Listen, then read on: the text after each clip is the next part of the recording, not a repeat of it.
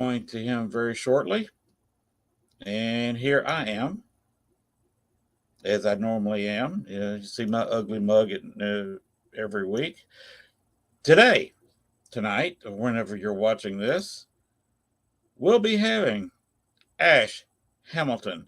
And we'll be talking about his self described mockumentary.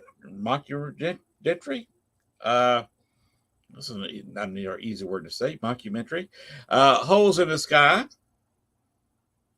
We'll be discussing that tonight. A little bit of horror, a little bit of paranormal, all mixed in. And we'll be discussing how he got into this and what goes on. And we will be figuring out why Sean Miller is missing. There's a little bit of the Holes in the Sky is the name of this. So we'll be talking about how he made this and what's up. But for right now, let's go ahead and get started with the show. Be back in just a second.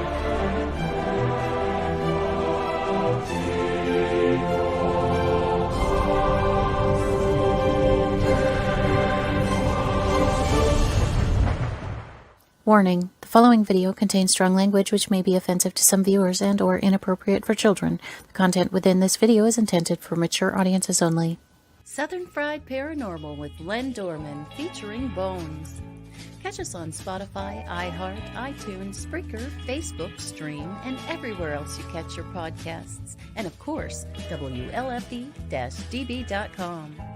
Now, from the backwoods of southeast Arkansas, right beside the Bayou Bartholomew, the longest bayou on the planet, broadcasting from downtown metropolitan Cane Creek Township, here is your host, Len Dorman.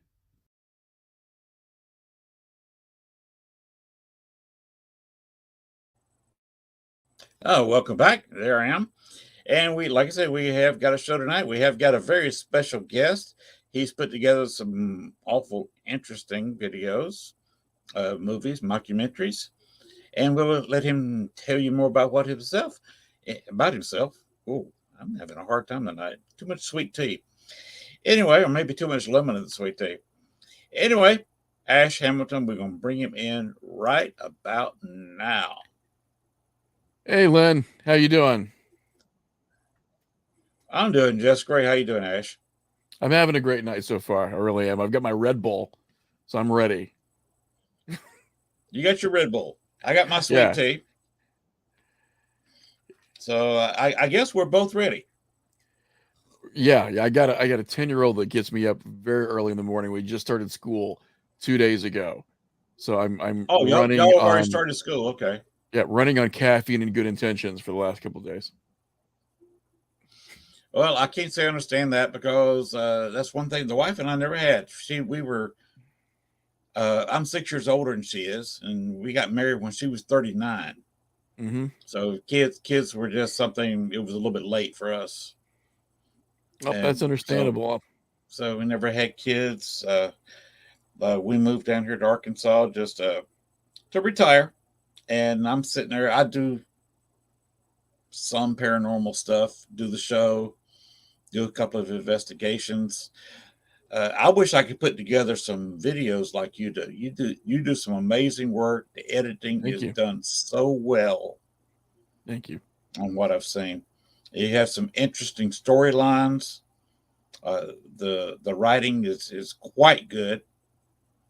So, how did you get started doing this kind of stuff?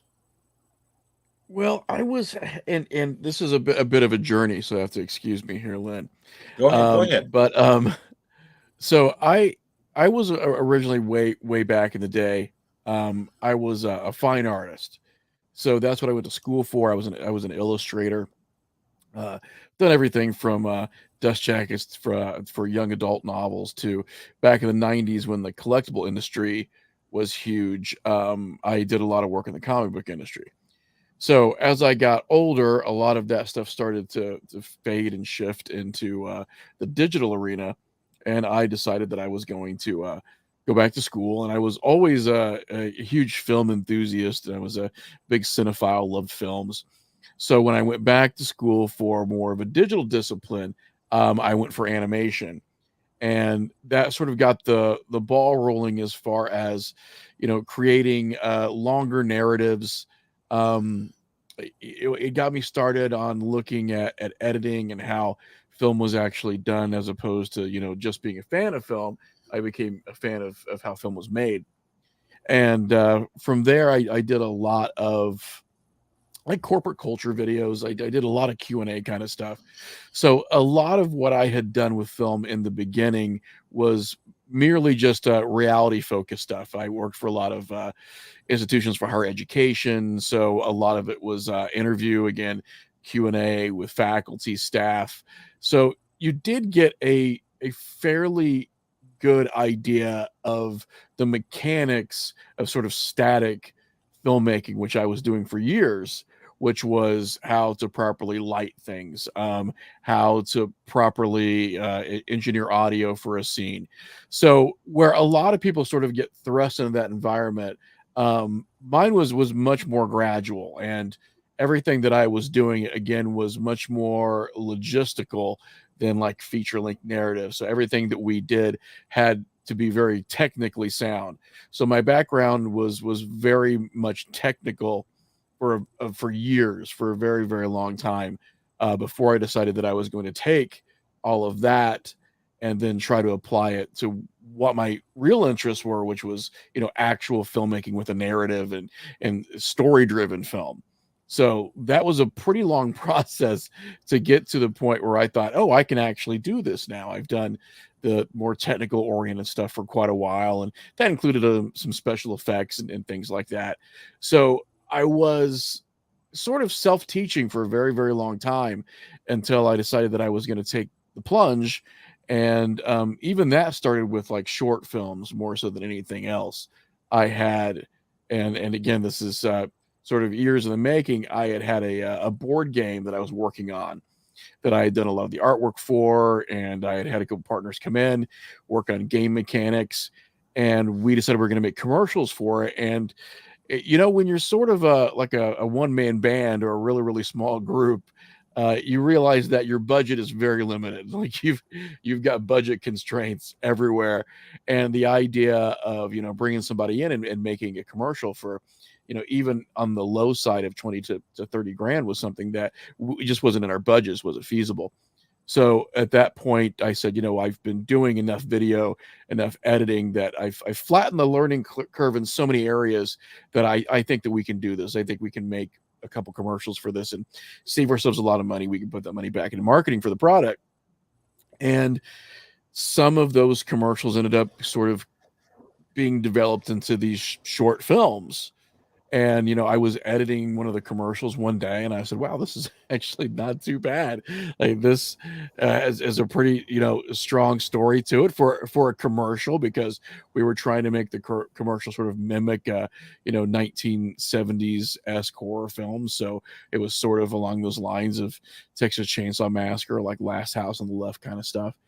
And we put that commercial together as a short film, sort of aside from what we're doing with the board game, and we put it on the festival circuit, and we actually had a really good response from it. So it was very well received. And then as if the bug wasn't there already, once we knew that we could make something and it was enjoyable, other people were looking at it and going, wow, I'd like to see more of this. That was when we more so started to think along the terms of, let's actually try to do a feature length film, or let's start writing. So we started, and this is myself and a writing partner, started writing a film pre-COVID that was very very different from the film that you saw, by the way, Lynn. um and we went more of a comedic route, and we had this film, and it's the title itself pretty much gives the entire film away, but it was the true tale of old Splitfoot versus the lesbian warrior nuns of the Great White North. Like that was the film. that we wanted to make. That was going to be our magnum opus, was these lesbian warrior nuns. And it was, if as you can guess, it was a fairly racy script, and we were trying to push a lot of envelopes and some borders with it. And we got the script done. Myself and my writing partner, this guy Ben Harrell, who owns his own production company, and we were pretty satisfied with it. We're both, again, huge movie fanatics, so we're, I think, a little more critical of our own work sometimes. So as we're looking at it, the main thing we're looking at is, should we just quit this and become accountants? Is this really our gig, or do we need to find a different line of work? And I had, at the time, I had a friend of mine who had done some work with Lionsgate and Universal Pictures, and I said, well, here's our litmus test. Here's our acid Kool-Aid test, is that we will send the script to this guy who's made dozens of movies, and he's going to look at it, and he's either going to say, hey, you guys got something here, or he's just going to send a picture of him lighting the script on fire. So he actually came back and said, I want to direct this movie, because I think you've really got something here. The comedy plays really well. It's probably for a niche audience, because it's more of a exploitation kind of humor, and some people will get it and some people won't get it, and it'll probably just disgust a lot of people. But I think we can meet somewhere in the middle and have a film that's going to be enjoyable. And we started casting the film, and we had a pretty decent cast going. We had some real good and recognizable actresses attached to it. Bai Ling from Sky Captain: The World Tomorrow and Crank 2 was cast in it. Michael Pear from The Philadelphia Experiment and Bone Tomahawk. And I mean, we had a great cast lined up. And then COVID came along, and the entire thing just imploded. We had a shooting schedule that was supposed to be for that October, and we were doing a hybrid of both SAG and non-union actors, and everything with SAG changed. And Lynn, everything during the early days of COVID, you didn't know where you were going or what you were doing or where you were going to be next or where the next dollar was coming from. So nobody did. Yeah, it was a crapshoot, and it ended up that we had funding one day and then didn't have it the next, and all of a sudden, SAG was telling us that our actors had to practically live together for like a month in order for us to do this film. And we were trying to sort of meet these demands and meet everything that COVID was throwing at us daily, and it was just too much. It wasn't in the cards. And again, a lot of our funding got cut very, very early, and it was sort of a perfect storm.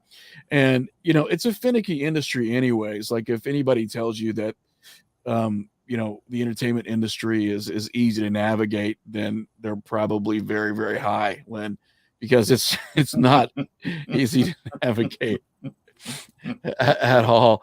And everybody will tell you, like, it's finicky, don't worry about it. Yeah, this is supposed to be, this is supposed to really sort of be your big break as a writer, but you know what, these things come and these things go, don't worry about it. And they tell you not to take it personally. That's what everybody said. Hey, don't take it personally, this happens. So I decided to take it personally, because that's what you do. And it's like, I won't take it personally, and then people are outside like, were you crying in the shower? No, I wasn't crying in the shower. Yeah, I spent a few days crying in the shower after that. And I'd put a sizable amount of not only like my time, but my personal resources, as far as my money went. Like, a huge chunk got sunk into that. And I just saw that sort of, spiral down the proverbial toilet. So when that happened, I had no idea really what I was going to do, especially because we had no idea when things were going to get better with COVID. So doing anything as far as films were concerned, there was just no guarantee from one day to the next that anything was going to work. And the entire film industry almost came to a grinding halt. Nobody really knew what they were doing. Theaters were closed. So, the theatrical market was, on its end. And for us who are very, very independent and very sort of grassroots, and also sometimes very, very self-funded, um, trying to do something and then having it fall completely flat can be almost a complete like career killer. So we were, and when I say we, like my writing partner and my wife, who does a lot of work with me, like we were sort of trying to regroup and figure out what we could do. And like interestingly, one night we were up late and a new series had landed on Apple Plus, and it was, and I can't think of the name of it now, which would be very convenient if I could, but it was a series that was based entirely on audio, and the only visuals that this series had were waveforms from the audio. Now they did some really creative things with the waveforms, and some of the waveforms would form like maps to give you an idea that people were driving, to give you the sense of movement. They did some really creative stuff, and we were glued to it. So we were glued to the series that was really nothing more than just audio with audio waves for visuals. And my wife looked at me, and I love my wife, and I'll go ahead and give you that disclaimer, but sometimes wives can cripple you with a single sentence. And what she did was she said is, why didn't you think of this? I'm like, thanks. Like, one more tear in my pillow, babe. Thanks so much. But and I realized that at the time it was sort of, she was actually giving me a compliment, like, you're capable of doing something that's, outside the parameters of what mainstream film and what mainstream storytelling is. I can't believe that you haven't done something like this yet, because you're a guy who has progressive ideas like that, or at least that's how I'm interpreting it now. I'd like to think that's what she was actually saying. Was she was saying, hey, hon, you could do this. Good job. And it was one of those weird moments where I had been sort of looking to put myself back into something. And I had sort of gone back to teaching, because I was a college instructor for a while. And I taught film, and I also taught marketing, a few other classes. And I was looking to put myself back into something. And, I thought at the time, maybe I'm just going to go ahead and teach full time and, try to get my tenureship. But in that moment, I had a little bit of an epiphany, and I'm like, I've been writing a lot of scripts that have like $5,000 and $10,000 pages. Like, you have this weird idea sometimes when you're reading a script that it's this free flowing narrative, but when you start trying to get together funds for a film, you look at pages and go, wow, that's a $5,000 page, or that's a $10,000 page. This is how much it's going to cost just to put that piece of story, on film. And I said, I've been writing a really long time, and I've been writing very big stories. And even some of the smaller stories were probably bigger in scope than we had the finances for. So for the first time in a really, really long time, I sort of flipped what I did as far as a writer.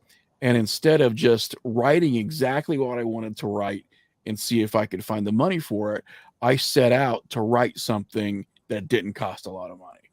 And I had never really tried to do that before. Again, it was always, it's always build it and they will come. It was a field of dreams mentality for filmmakers, where it's just write what you love and the money will follow. And somebody in the background should have been like, nope, it doesn't work that way. It looks great on paper, but don't do it, buddy. You're going to hate yourself. So I became very, very conscious of what I was writing and how I was writing it. And I said, I think I've got this story here, because I've always been a huge fan of and very curious about the paranormal. I hosted a radio show in New York for a few years, and I just tried to absorb as much as I could over the years because there was this fascination there. And I said, I think we can do something a little bit different here. And I think we can approach it in a way where, even though it's a fictionalized portrayal, we can base it on a lot of what we know from real cases that we've read about, or real cases that we've been involved with. And we can give the public something that's a little different. It doesn't cheat when it comes to the paranormal stuff, because I always felt when I watched films like Paranormal Activity, it was like, yeah, this is entertaining, but I really would have liked these guys to have read a couple books on the paranormal, and then we might have had something that was a little more sort of true to some source material. But it's always like, all right, throw a Ouija board in there. Yeah, at about the 20-minute mark, somebody's going to get dragged out of bed. It's like there's a formula that a lot of these guys follow because, they're filmmakers and they're horror writers. But if there was a little more of a paranormal approach to it, I think that you could write and possibly, direct and produce a feature that got under your skin in a different way, because it got under your skin the way it got under the people's skin who actually live through some of these things, if you're drawing from real life experiences.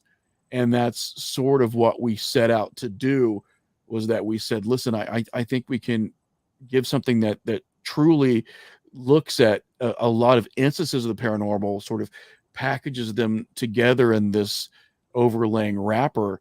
And if we create some characters that are, sympathetic characters, and we can recreate what a lot of people in the world of paranormal see, and maybe people will attach themselves to it. And that's sort of what we started out doing with Holes in the Sky. Was we were like, how do we translate some of these paranormal stories that we've loved hearing about, and how can we turn them into a full-length narrative that's cohesive and makes sense.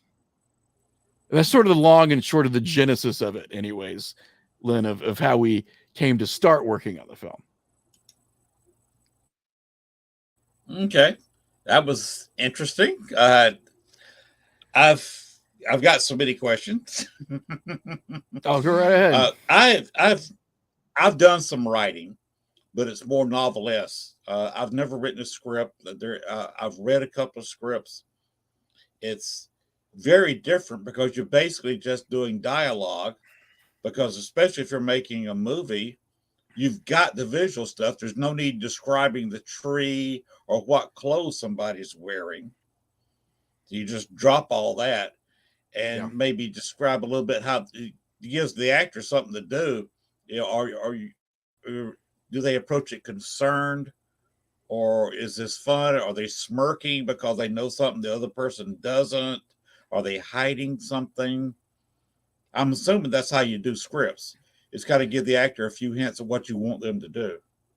Yeah, we had a lot of, and I'll use this word quite frequently because it was such an important part of the way we filmed the movie, was that we relied on these beats. We relied on things that we knew that we needed to hit. So we had a sequence of everything that we wanted to shoot. So we knew, what we were going to shoot and when. And of course, with shooting, it's never linear. We're shooting parts of the end in the beginning and parts of the beginning in the end, and whatever we can do when it's supposed to be raining, when it's not supposed to be raining, when it's supposed to be overcast or sunny, and then when people's schedules are available. So when we started the film, we had more of a traditional script in mind, where we had, actual lines, and everyone was given so much space to work with this and work with that. And we started to cast based on some people that we had in some of our prior projects, and it just wasn't working.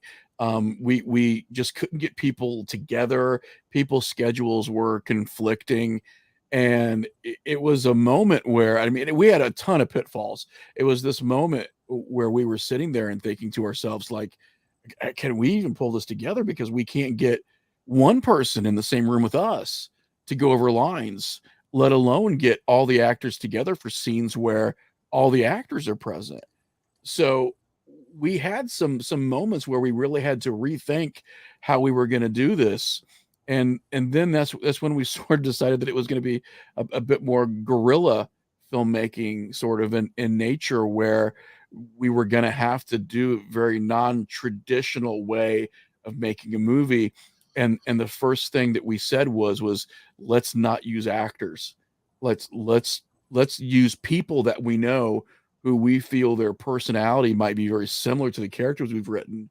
And they probably were somewhat based off of them when we were thinking of writing them anyways. And let's put them in front of a camera. Let's not give them lines, and let's start asking them questions, and then let's lead them in to certain parts of the story by telling them, hey, we need to hit this beat. So when we're talking about how long you guys have been married, you need to put this in there. This is very important. Or, when you start talking about an experience that you've had, you need to put this in here because it's very important. And we had no idea that that was going to work at all. In fact, for the most part, we were just sweating bullets every day. We're like, what are we doing? And we had brought in this guy, Sean Ed, who was a part of our tabletop gaming group. And he was a really good, like, DM, a dungeon master for Dungeons and Dragons and several other games. And he was always very animated. I mean, he was acting without really knowing he was acting. And he had no real prior acting experience. And I said, well, we need our Sean Miller. That's the guy that if we can get this guy, if we can get a guy that really pulls it together as the lead for this film, as the main protagonist, like, then we've got it. And I think everything else will fall in place. And again, we had one guy before that was a local actor, a local comedian, actually, who was great. And he was just getting ready to go on a comedy tour. And I was like, well, that's not going to work. And we couldn't really get around his schedule, which was too bad because we really wanted him. And then we were saying, hey, what about Sean? Because, Sean's really good at the tabletop gaming stuff. And maybe let's get him in front of a camera and let's just see what he does. And we got him in front of a camera, and we were like, holy cow, this guy's really doing it. Like, and he's our friend. Yeah. It's like he's really doing it. Talking about this guy here. Yeah, exactly. Yeah. This was the fun thing right here. Missing John Miller. That's amusing to me. And that's who you're talking about. Yeah, and we took that to every film festival we went to, by the way. We passed out missing posters. And at one point in time, that 800 number was active as a tip line. And we just had people call in with outrageous stuff to see, like, how outrageous people could get with citing Sean Miller at these festivals. We had a lot of people who, we never came right out and said that the film was fictional or not. Because for us, half of it was sitting in the back of these theaters and watching the audience. And, we sort of said to ourselves in the beginning, like, if we can make a film, and if we get two people, at least two people from every audience that watches it, ask us if Sean has returned, or ask us any of what we thought were legal questions about the film, like, we've got them. Like, that was our thing. Like, if we had people that really bought into all the ideas we were presenting, then we really got something. Like, then we knew that we really had something, that the acting was organic, the filmmaking was organic, and that people could lose themselves to the idea that this might be a real documentary. And we were in Louisville, Kentucky, and we were at a festival, and we won Best Feature there, and we were showing the film, and someone couldn't watch the entire film because they were running panels and stuff the entire weekend. So they watched about half the film, and they apologized for not being able to watch the rest of it. And then they came to our booth, and they were talking to us, and they were like, tell us, like, have they found Sean yet? Is he okay? Now, what they didn't realize, that Sean was sitting right in front of them. at the booth. The actor was right there, but look a little bit different on camera. There's certain things that you do with lighting, and we were sort of like nudge, nudge, wink, wink, like, yeah, he's fine, he's right here, he's fine, he did okay. We brought him back, and like we at that point we're like, okay, I think we got something. Like I think we really got something, and that was in the beginning of like the film festival run, which we I'll be completely honest with you, Len. Like for some reason, even when I get excited about stuff, I'm like an old concerned mother where I don't get anybody's hopes up. It's horrible. Like I should be like rallying the troops, like we're gonna get out there, we're gonna win it, we're gonna do this. I should be like a haggard old football coach in some kind of inspiring like coming of age movie about like high schoolers. But instead, like I'm like a little old woman when it comes to this stuff. And we had made the movie, and I was talking to the cast and the crew, and I said, hey, we need to submit this to some film festivals just to see if we can get some steam. And I said, we'll submit to X amount of film festivals. And I said, listen, if we get into any of them, it's going to be great. Don't feel bad if we don't. Like I had a million disclaimers. I'm like, it's okay. You did a great job.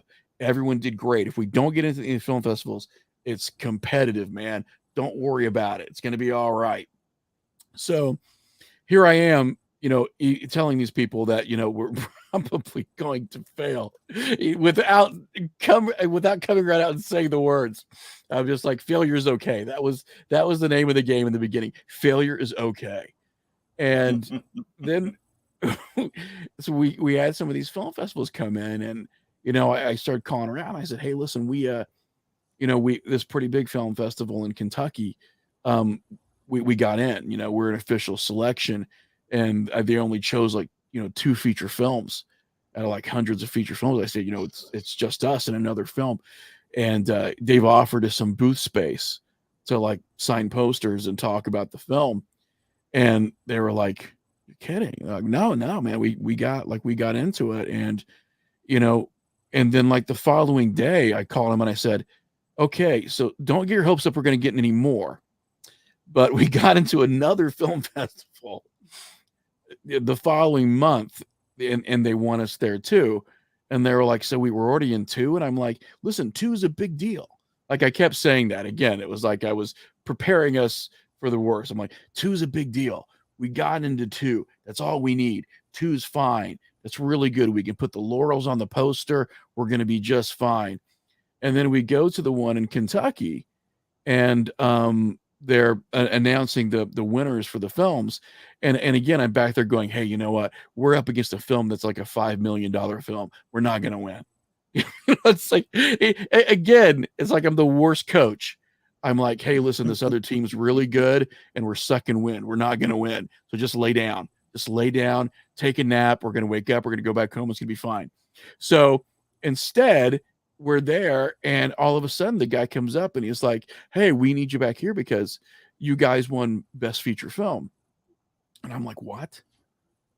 Like, what are you talking about? Like, you know what film I made, right?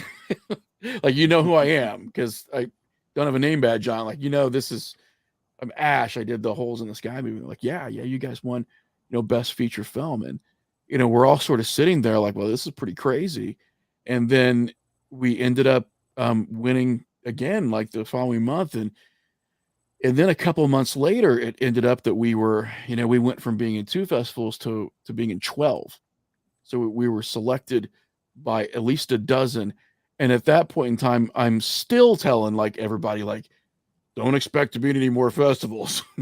Like, it's a fluke that we got at 20. We're probably not going to win any more awards either, by the way, but everybody was great. And then we just kept getting into more festivals, to the point where now, like a year later, I think we've been in 26, 27, and we have shown the film everywhere from Brooklyn to we'll be showing it later in Calcutta, India. We've been in Argentina. We've been in London. We've been in almost everywhere here in the States, South America.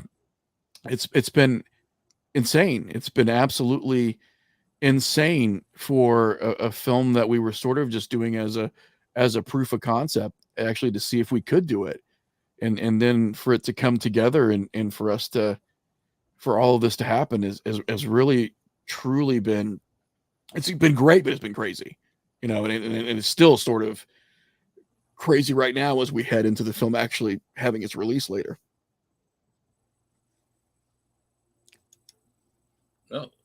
Whoop. There we go. Pushed the wrong button. That's all right. And I pushed it twice. Here we are. This works. Sometimes I get happy finger. I was a photographer for a while, and sometimes I would snap a lot of pictures, paying a model for an hour. Oh, yeah. I didn't want to stop at 150 photos. I wanted Right, 500. Yeah. So you kind of get the happy finger there. I forgot where I was going. But what I've seen of your movie there, I thought it was well acted. Thank you. I was kind of, not knowing if it was a, actual drama or whether it was a real documentary. I kind of see, okay, there's, this is not quite a documentary. This is a movie, and was looking at it, but it's very entertaining, very well made. Some of the special effects were done quite well. You and I spoke about that earlier, about that one special effect where this is something that you actually see on a real paranormal investigation. If you've been there, you know what I'm talking about. And you explained to me how you did it.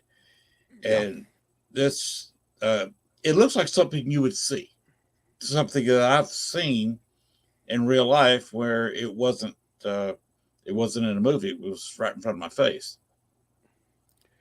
So now you kind of got that right. Like, and I think that it's also testament to paranormal investigators, because as I was doing some of the special effects for the film, the special effects were meant to look like evidence. It's not meant to be Star Wars. Like, the film is meant to look like a lot of the evidence that you see from investigations. And we worked really hard, and we watched a ton of videos online, which we were watching anyways because we have a genuine interest.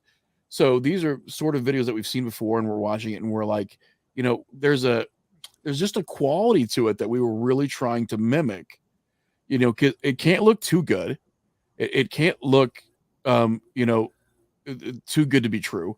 It has to have that quality that a lot of investigation evidence has, and that was something we worked very hard at. Which, and this is what's bizarre, is doing the special effects for the film. I realized how hard it was for me to duplicate paranormal evidence.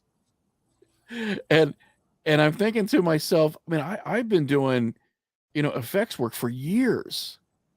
And here I am working this hard to duplicate what looks like paranormal evidence. And that to me actually says something about the evidence we do see. If it's taking someone who has a lot of a lot of time sort of, in the editing room doing stuff like this, and it's still taking them a while to reproduce this stuff, I think that does say something for the evidence that we have that's out there. It's not as easy to fake or reproduce as you think it is. you're absolutely correct. Some of the things I've seen, I've been some skeptics would look at me and say, "Okay, you faked that. How did you do it?" And I said, "I really don't know how to fake this.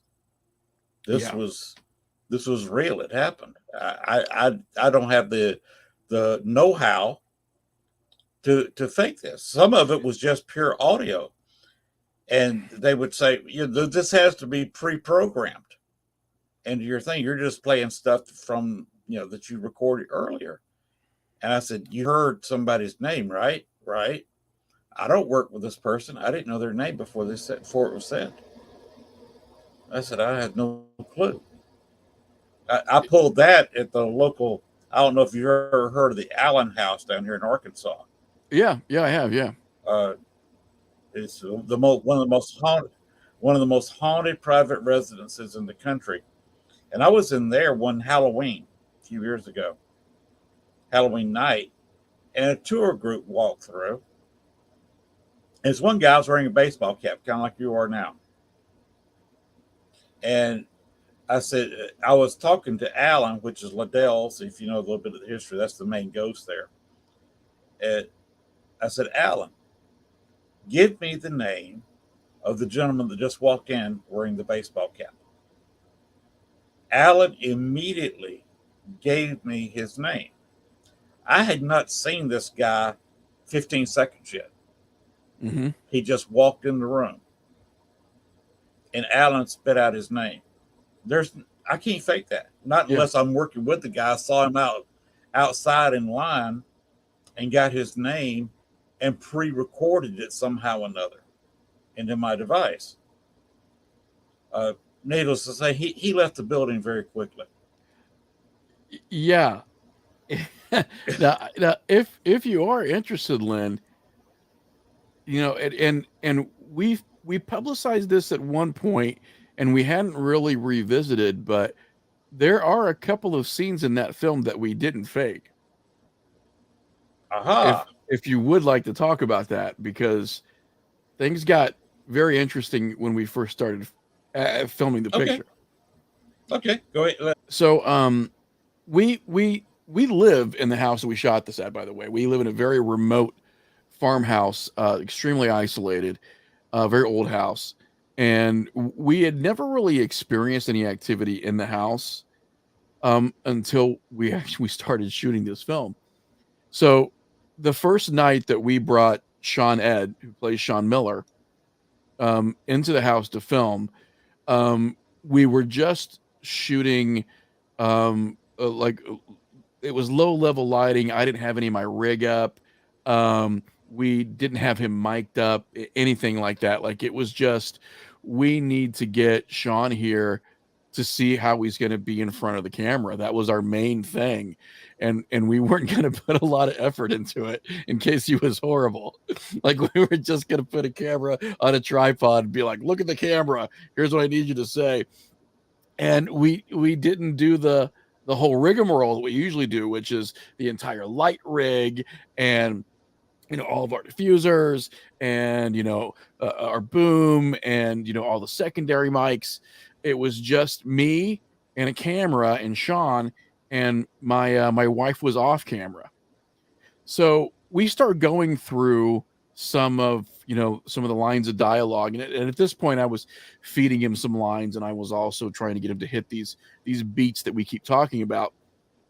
And he's in front of the camera, and we were talking about, and this happens during about the first quarter to third of the movie, is we're talking about this character Sean Miller and the fact that things sort of follow him around and the experiences he's had in this house. And a lot of the experiences have to do with like electricity failing, equipment failing, electrical disturbances, that sort of signals the beginning of an event, of something that's about to happen. And we had him on camera and we're talking about it. And we had this, I guess you could call it like a colander of this sort of metal mesh bowl that's nailed like to our wall in the kitchen. And in the middle of us talking about these paranormal events that are happening around Sean, this colander flew off the wall behind my wife And I mean, and it with such force that the metal handle came off. It was just clanging around the kitchen, and he thought that we did it on purpose to see what his reaction would be. So we go through this whole like scene with him, and then we stop the camera, and I'm like, well, that was crazy.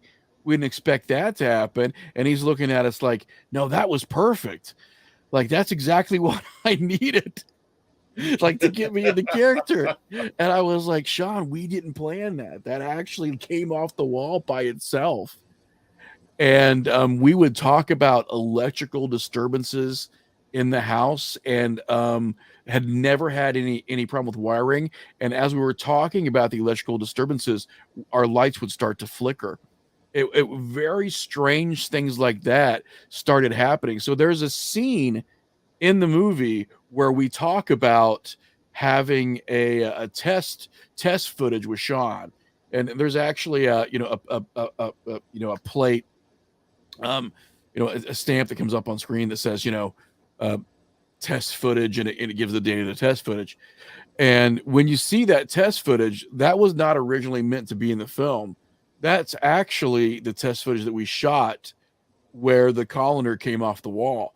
But it was such a good shot, and his reaction was so natural because it really did happen, that we included it in the film. So when you're seeing that happen, and you're seeing us talk about it, because we talk about, oh my God, that actually came off the wall as we were shooting. Luckily, we didn't do anything that necessarily like really broke the fourth wall.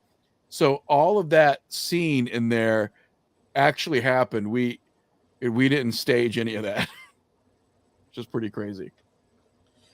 That was an impressive scene, and the colander flying off the wall actually made the whole scene. Yeah. Yeah, that was not intended to be in anywhere in the film. We had something else entirely lined up for it that was going to be, a gag, that we sort of call gags, these effect shots.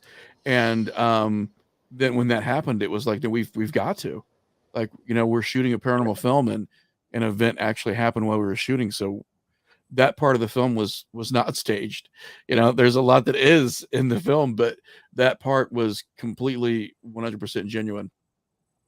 It was very bizarre. Mhm. Well, if you look at the background of some of the paranormal or horror movies, a lot Yeah. of them mention some weird, unexplainable stuff happened on set. I don't know if it's like thought forms, or if it's just you're opening, you're giving an invitation. I don't know exactly what I would call it, but it was like the more that we were positioning the story to be a real story, the more that things started sort of happening around us. It was unexplainable. We would sit around and be like, is the movie sort of doing this for us? It's great that it's happening, but are we going to be left with whatever this activity is after the camera stop? And it only did it during the filming of the movie, but it was consistent. We would be back here editing, and we would be talking about the colander coming off the wall. We were actually talking about the colander when we were back in my office editing, and a mirror from my wife's side of the room flew off of her desk, came crashing to the ground. And that happened several times. We just started having stuff, and that was one of the major consistent things we had, was stuff just coming off the walls. That was happening all the time, and we hadn't had it before, and haven't had it since. Well, you were doing a paranormal movie, and you may have had a spirit walk through, see what you were doing, and like everybody else, wanted to become involved and involved itself. And they got their screen time, to to their rightful place in the film. We included as much as we possibly could. We sort of felt like we were really being given something, that something was saying, hey, if you're looking for an air to really produce a particular feeling, if you're looking for atmosphere, why not have some of the real atmosphere in it? So we included as much as we possibly could. Um, it was very interesting because some of the stuff that was real was stuff that was never really questioned. The effect that we were talking about earlier, Lynn, and I'll give the audience a bit of a background on it, is that there's a scene in the film where there's a sporadic knocking around the house, and people go outside to investigate as they think that they're being pranked. And they come around a corner, and as they come around a corner, they actually see sort of this entity, move past them, and actually knocks an item out of one of their hands, and they're very genuinely upset, by seeing this thing. And it's a very to our to our and I'll just say to our integrity, we worked really, really hard on that particular scene to make sure again that it looked like a real piece of paranormal evidence. And I was at a festival in Iowa, and we were showing the film at a reputed haunted house that was part of the festival. And we're showing our film, and we get done with the film, and there's a gentleman there, and he says, "Hey, that part where they come around the side of the house, do you guys realize that you caught something there?" And I said, "Yeah, because I made it." And he's like, "No, you caught something there." And proceeded to argue with me over the course of like the next 10 minutes that scene was real. And I kept saying, "Listen, I'm eternally grateful, and I'm extremely I'm flattered, but no, we made that was post-production. That scene was post-production." And then eventually he was like, "So that was fake." And I'm like, "Yeah, I'm sorry, that was fake." But there was a bit of a back and forth about whether or not the scene was real. And I had to sort of say, like, "No, I made it." Like we all like we were making it. So no, we know that scene was not really, paranormal evidence. But it was interesting having that sort of dispute. Again, that was one of the earlier festivals we had too, and I had to call my wife right away. It's like, "No, somebody thought it was real. It was great. It was great. It was great. No, we did it right. We did it right. Somebody really thought it was real." Like we were very, very impressed by the fact that you get really close to stuff when you make a movie or anything really creative, and you second guess, and even if you look at it and go, "Hey, I think that works really well," you just don't know. You're biased, you're too close to it, or you've seen it a million times, and now you pick it apart, and every time you watch it, you're like, "Oh my god, like I could have done that different. Oh, it's horrible." It's like, well, what was that look on my face? Oh, why did I do that? And you tend to be sort of hypercritical. But yeah, there were those moments where we were like genuinely impressed by the audience reaction that we were going to get, and that really helped to sort of fortify that we'd done something, we made something that had some value to it, and I think people were really going to respond to. And some of those earlier festivals were pretty great, because at that point too, we were letting the audience sort of decide, if this was a mockumentary or a documentary. Like we weren't, and now we're very, very, we never lied, by the way. Like we were never, posting anything like that, because as a genuine fan of the paranormal, I didn't want to post, anything that was, disingenuine. But, we were less vocal about what was real and what wasn't, in the early days, because we were really trying to sort of gauge audience reaction. And then, as the film had played at more and more festivals and more people have seen it, and we were involved in more interviews and more questions, than we had to get way more specific with it. And, and that was when we had to answer some of the harder questions about what exactly we did and how we did it, and what our thoughts were on it. But, we were very, very happy with the end product. Wait, remember that was my first comment, that it was hard to tell if it was faked or real, because it looked like things I've actually seen, and Yeah. that I know were not faked. So it was extremely realistic. It looked, like you say, like you were attempting to make it look like real evidence, and you succeeded very well with that particular scene.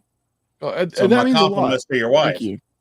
Yeah, that's yeah, we've got some outtakes, by the way, that I would love to show people where, the first time she did it, she didn't know, like, where she was gonna exit the scene. So she does this, like, little, like, dance with her hands. So we've got some interesting we got some interesting outtakes that are pretty cute. She's just dancing around, and she's a little tiny thing anyway, so she looks like a little monkey dancing around, in this, like, one-piece unitard kinda deal that we had her in. Um, but yeah, no, that means a lot to me, and I do thank you, Lynn, because that was really what we were going for, and we had, we had a lot of discussions, and I wanted to keep everything really, really open with everybody who was involved with it. It's just about, like, how do we play this? How do we make this so that, people are watching and going, "No, this is how this happens. These are how this situations come about. These are how people respond to it." And one component that I have to give everybody credit for, especially Sean and Stacy, who are in the film, and Brett, one, and my wife included, is that there's an emotional component to the film that you don't see in a lot of paranormal movies that I wanted to make sure that ours had in it.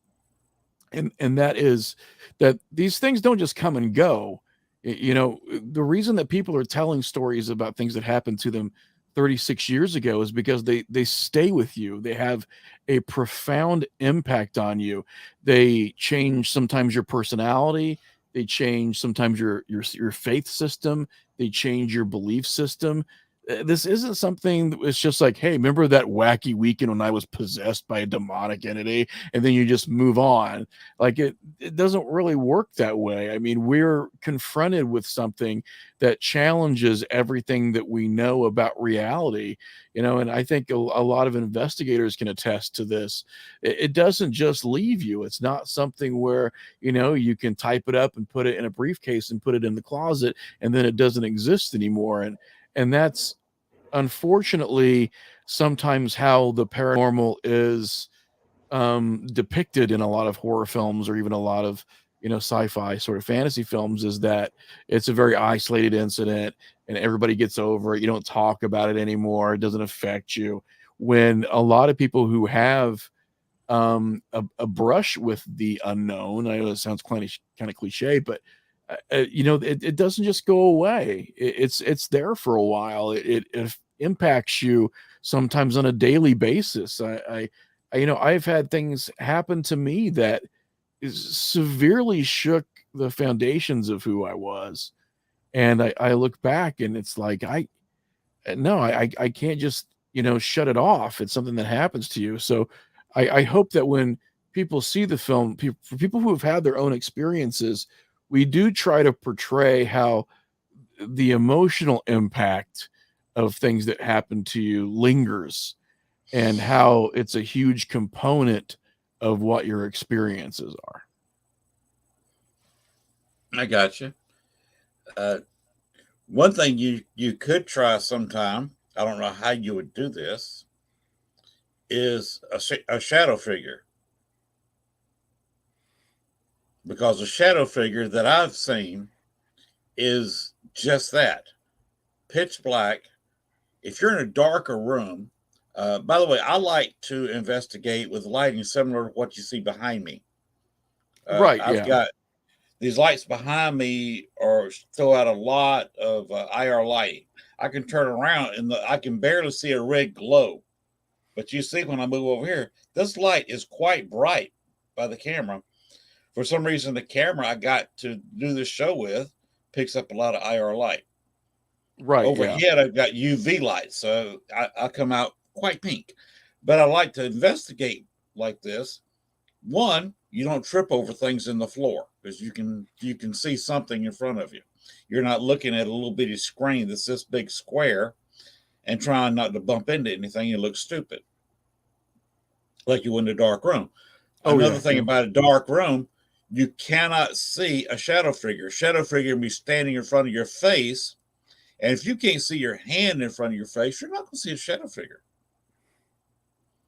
And I like to put various lights around the room.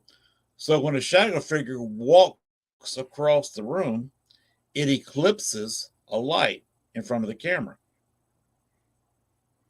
And in there, you pick all of a sudden, there's a shadow figure because the light disappeared. It stays gone for a few seconds and comes back on. And you know the light didn't blink. Something can't walk between that light and the camera. What was it? If it's black, it's a shadow figure.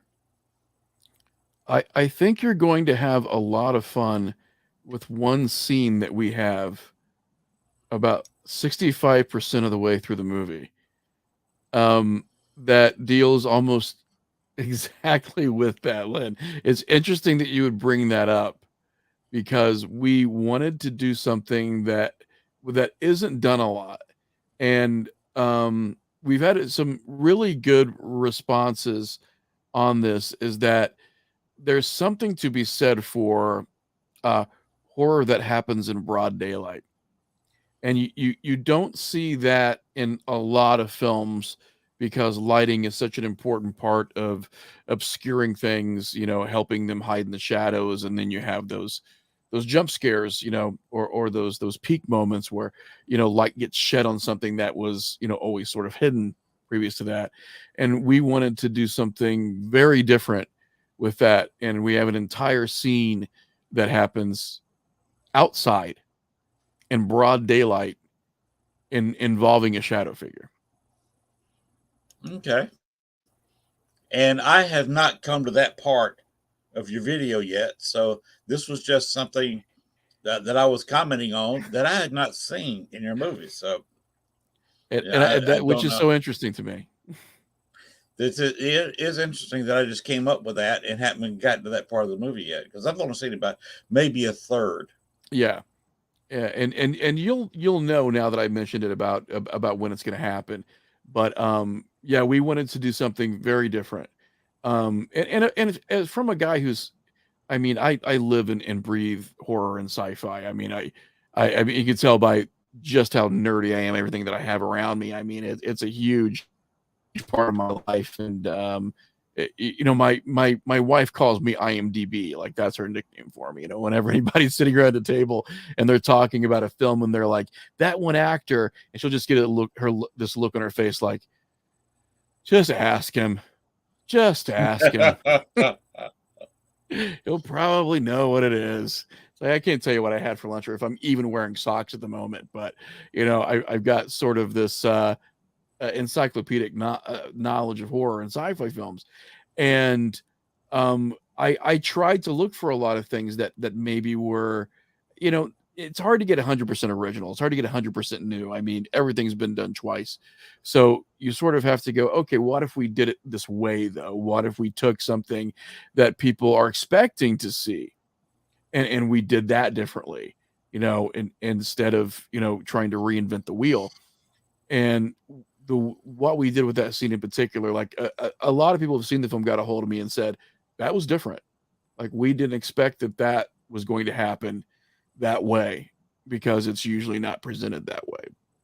So I hope you have fun with that scene because it was one of the, at least from a logistical perspective, it was one of the harder scenes because it's hard to do creepy in broad daylight, Lynn. Like Yes, it is. It it is. really, when you're out of your house, and especially, we talked about where we lived and we've got sort of similar circumstances of being remote. It's like when you're at it, your house, and like there's a disparate light in the distance, you're like, okay, don't exactly know what that is. That's a little creepy.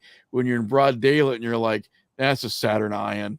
It's Right. so much harder to obscure the normal as something supernatural in broad daylight. So that was a sort of a big obstacle for us because we wanted to do it and we didn't really know if we could pull it off. Was, how do we do this? Like how do we have some stuff that you might not normally see? And one of those was one of our bigger scenes, actually one of our bigger event scenes happening in broad daylight and in a sunny day. and how can we use that to our advantage?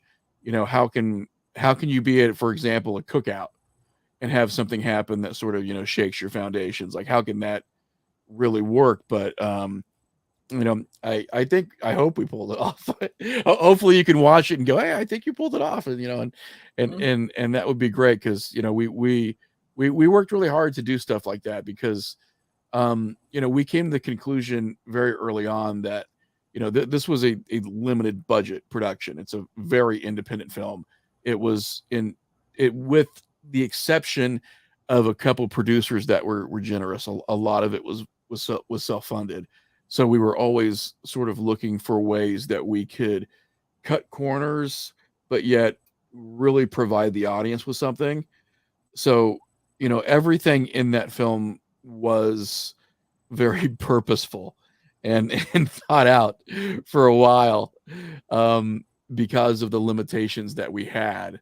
And then of course we decided that we were going to go even bigger with the finale, which hopefully when you get to that you'll be like, how in the world did they pull that off? But Okay. Uh, I'll tell you something else I saw in real life that you could probably uh, fake with not a whole lot of expense. I saw an actual portal opening. Now it was I tell you where it was. It was Bachelor's Grove Cemetery. mhm. I was looking. I saw it happen twice. Once from a distance, one close up. And from one end of the cemetery, all of a sudden, the fence around the cemetery was grown up at this time. Vines, small trees growing in the fence, and it was during the summer, so there was a lot of green leaves out. And all of a sudden, on a very still evening afternoon, I see all the leaves being kicked up on the far end of the fence, and then it started moving toward me, which I was standing by the in front by the gate where the fence just ended because the gate's been taken down. And I'm watching this. It looks like somebody was walking the length of that fence with a pretty strong fan blowing Mm, the the little leaves and vines and small trees. There was no wind in that we could see. As far as I could see, you couldn't see a single limb moving. It's in this small area, mhm. just a few feet across. Like I said, it looks like somebody had a oscillating fan or some kind of 14-inch fan and was walking along the fence with this fan blowing in the fence. Right. And then it got very close to us, and all of a sudden, all the leaves stopped moving, and I could see a partial figure walking away from where the leaves were moving and walking across in front of us and disappeared. That's And that very, was very. spirit. That was spirit walking through a portal. Now, if you could fake that, just have a fan blow the leaves, and then you don't have to do anything special. We're not talking about Doctor Strange and the Avengers movie here, Right, yeah. opening a portal where you got the little fireworks display going on. Not that doesn't happen. You could just see the wind blowing, and you Yeah, saw something, that's some incredible. kind of movement in the air, and a Yeah. spirit come walking out of it. Uh, it wouldn't be that complicated, and we're not talking about expensive special effects here. But that's Right. how I saw it happen. Uh, I was standing with a friend, and his dog was looking straight down the fence for about 10 minutes before the incident happened. So if you Now wanted to have a pet dog that's getting excited because something's about to happen, that actually happens. here's a question I have for you, Lynn, because I'm very interested in this, by the way. Is Do you believe that these are things that and we're talking about the very real ideal of a portal here. Do you think that these portals are dependent upon their geography, like it opens here because this is where it is, this is where it exists, or do you think it's a thing that can be manufactured?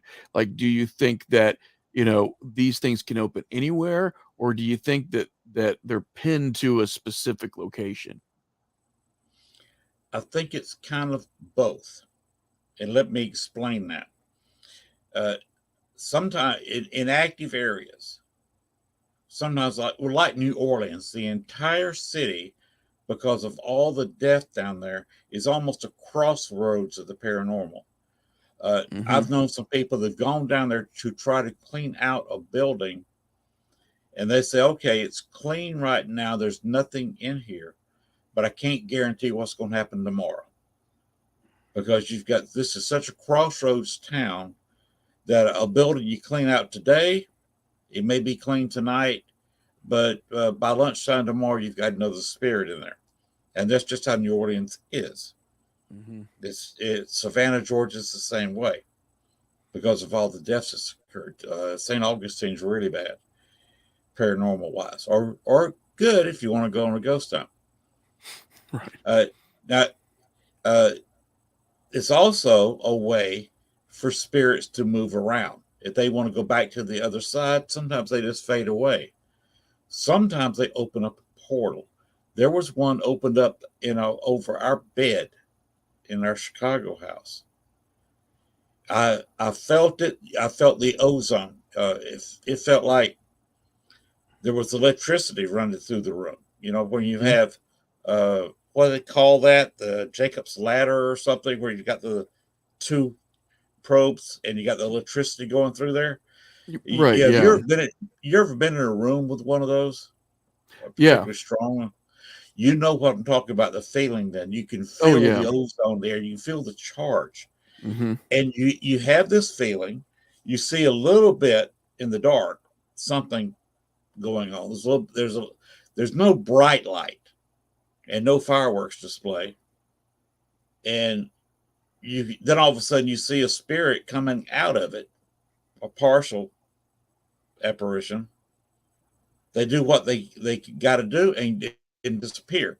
At this particular time, the daughter of the child, of the woman, had come to our house following me home and was running up and down the hallway at 3 o'clock in the morning.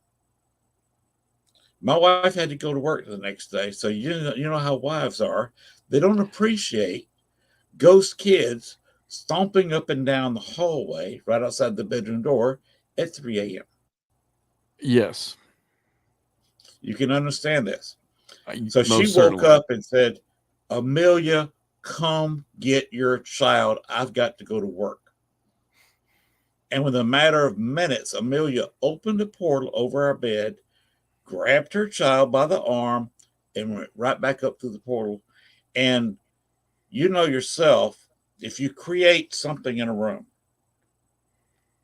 create it slowly, a second or two, it doesn't make that much noise. But when you collapse it suddenly, you've got nature abhors a vacuum, and you got stuff pushing back the air, and all of a sudden it's gone. The air is going to break the speed of sound, even though it's only traveling, 3, 4, 5 feet. It's going to break the speed of sound and sound like a whip cracking, which is, not so much the whip hitting something, it's the fact that the little piece of leather at the end of it broke the speed of sound. And that's what happened here. I thought that the transformer out back had blown because the ozone felt that heavy. Right.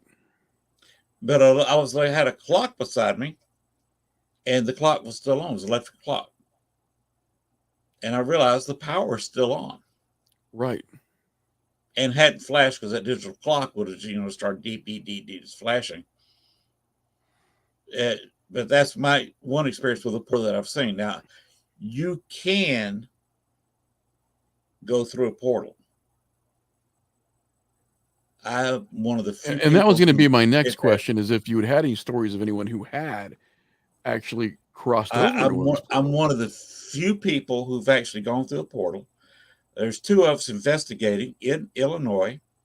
I don't know if you've heard of the little town of Oakville or not. No, I don't think I have. It's about 40 miles your side of St. Louis. Okay, which is real close to me actually.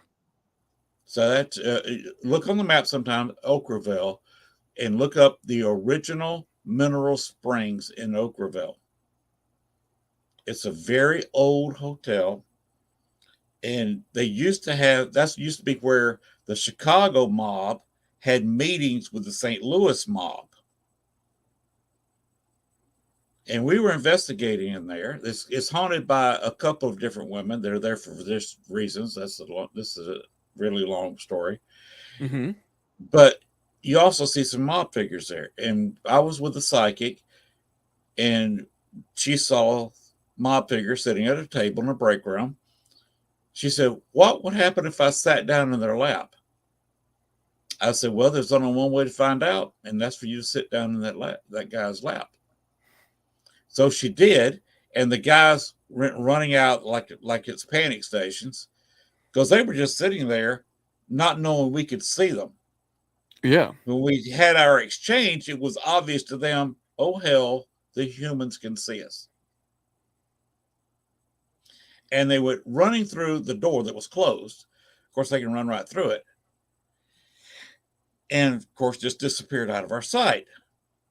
But we went storming after them. I shoved open a door, and our ghost box that we had going about 40, 50 feet away down a hallway hadn't been doing anything. In Oakville, it's a very, very tiny town, no radio stations. Wouldn't even pick it up in St. Louis stations. The ghost box is SB7. I don't know if you know what that is or not. Mm-hmm. It's basically, it's a pretty good ghost box. But it's one of those, it's made in, industry wise, not a custom build or anything. We had that going and hadn't picked up one single word in about 4 hours. And all of a sudden, we heard a statement go through it about the time the guys stood up. So we shoved open the door and dove out of the room we were in into a dark hallway. It's still at night.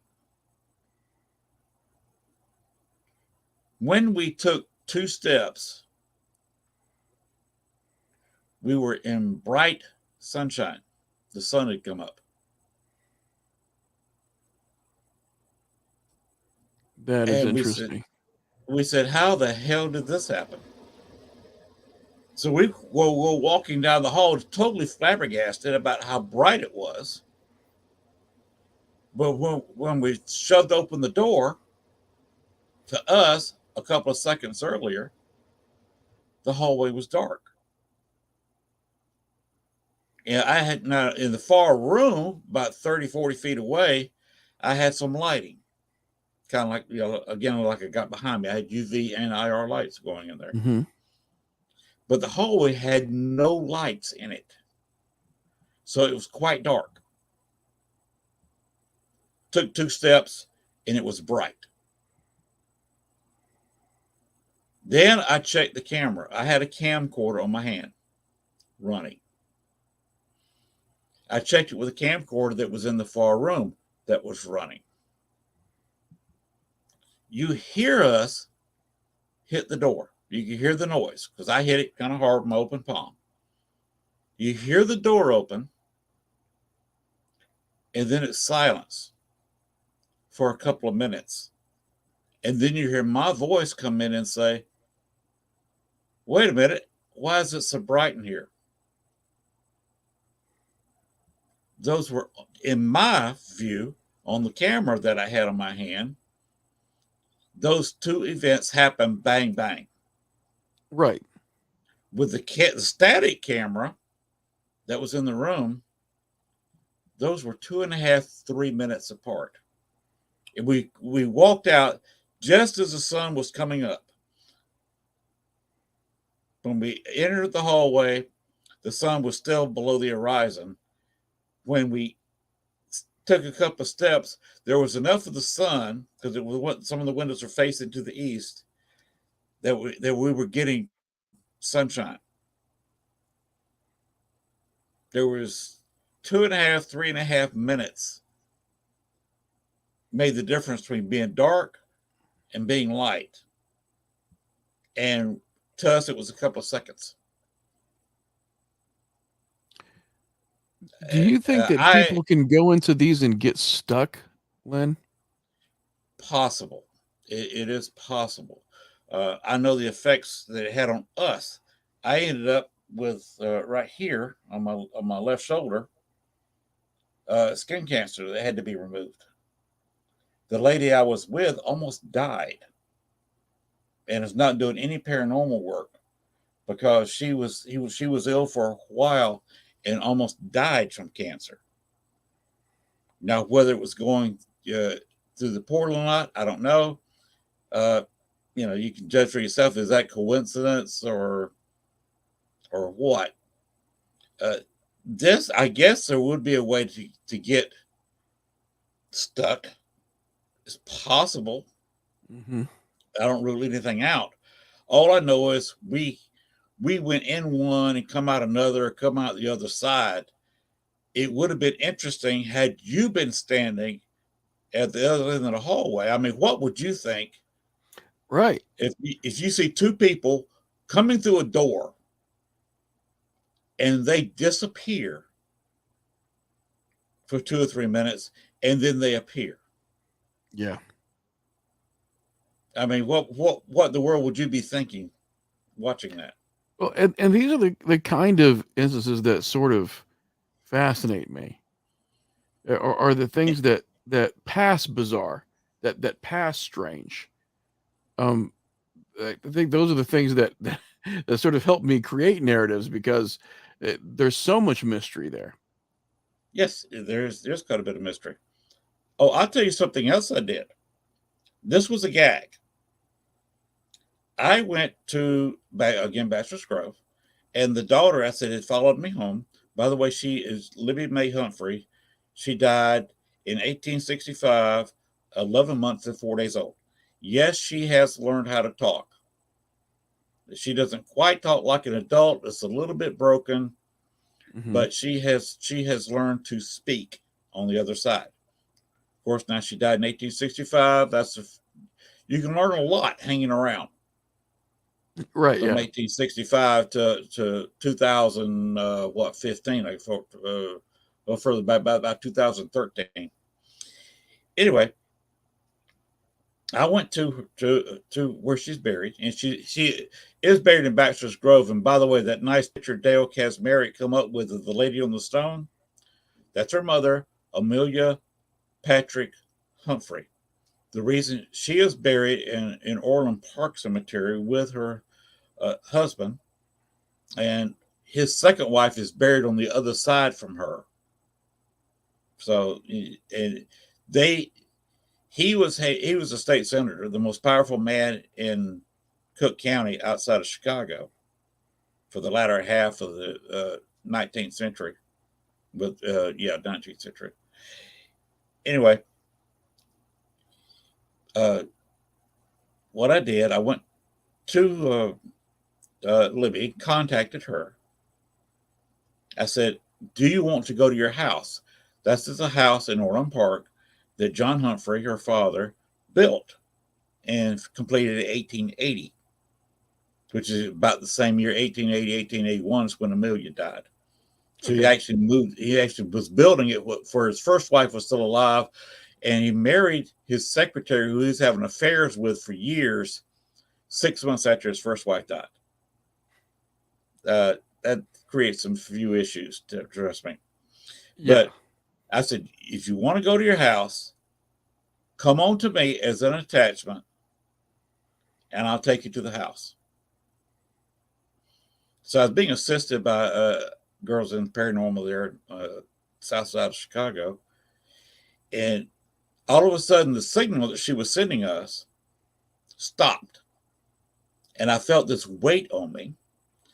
She felt the weight. We didn't realize that not only were we carrying Libby May, two of her siblings were there playing with her and jumped on us too.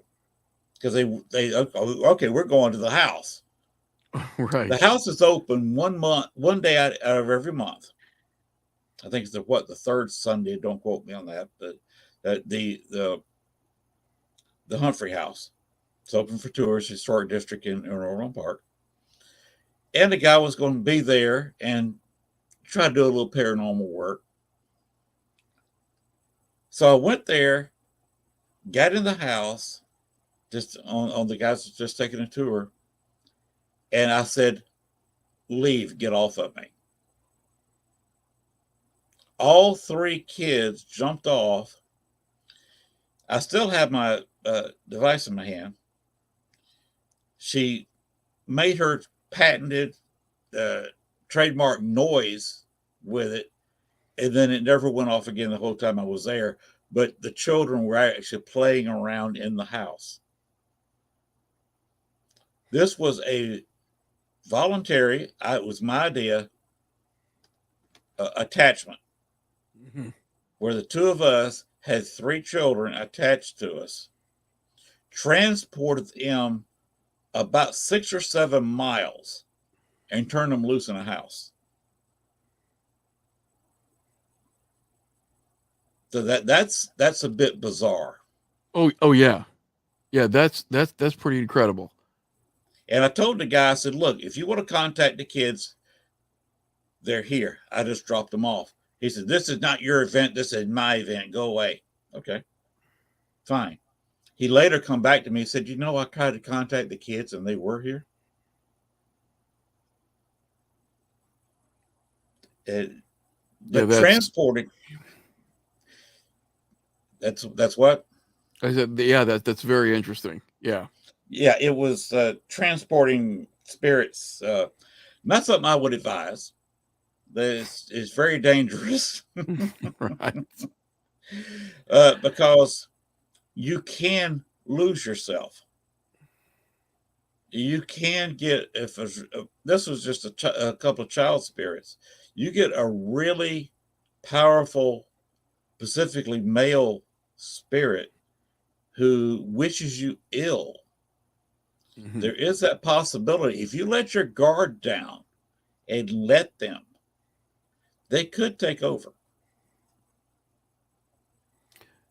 Now, here's something that I've always been very curious about, and I've had some experiences specifically over the past 3 years in a state of consciousness that is like sleep, but not quite. And I've had some Meditation. very, and I think so, and I think that I've had some sleep issues since I was a toddler, ranging from sleepwalking to talking in my sleep to uh, physically having stuff like sleep apnea, um, all the way to insomnia. Like I function quite well during the day, and then as I try to go to sleep, it's been problematic, and it's been problematic for years. But during the past 2 or 3 years, I've had episodes and experiences where I don't know if it's an alteration of alpha and theta waves coupled with all of the things that have been going on with me, where there were a couple of instances where I had a conversation with someone that had passed, and they had given me some very specific information that I then related to a couple of people in the days following, and the people confirmed the things that I had been told, and I it was bizarre on a number of levels because of first of all how physically real it felt, but at the same time sort of Mhm. felt ethereal. You know, it's very strange. It felt like I was physically in a place, but I was in a place that wasn't quite reality. So I was there. I could feel the placement of my body, but it wasn't as if I was in a room in my house. And Mm-hmm. the communication was, it was like they were communicating as if you and I were talking, but there were moments where I realized that our mouths weren't moving. But I didn't realize that throughout the entirety of the conversation. It was just tiny little moments where I'd go, "Oh, our mouths aren't moving again." And it didn't seem to really affect or bother me. It just seemed to be an observation. Everything seemed very natural, and in that place and in that state, even my brain was going, "Oh, it's okay.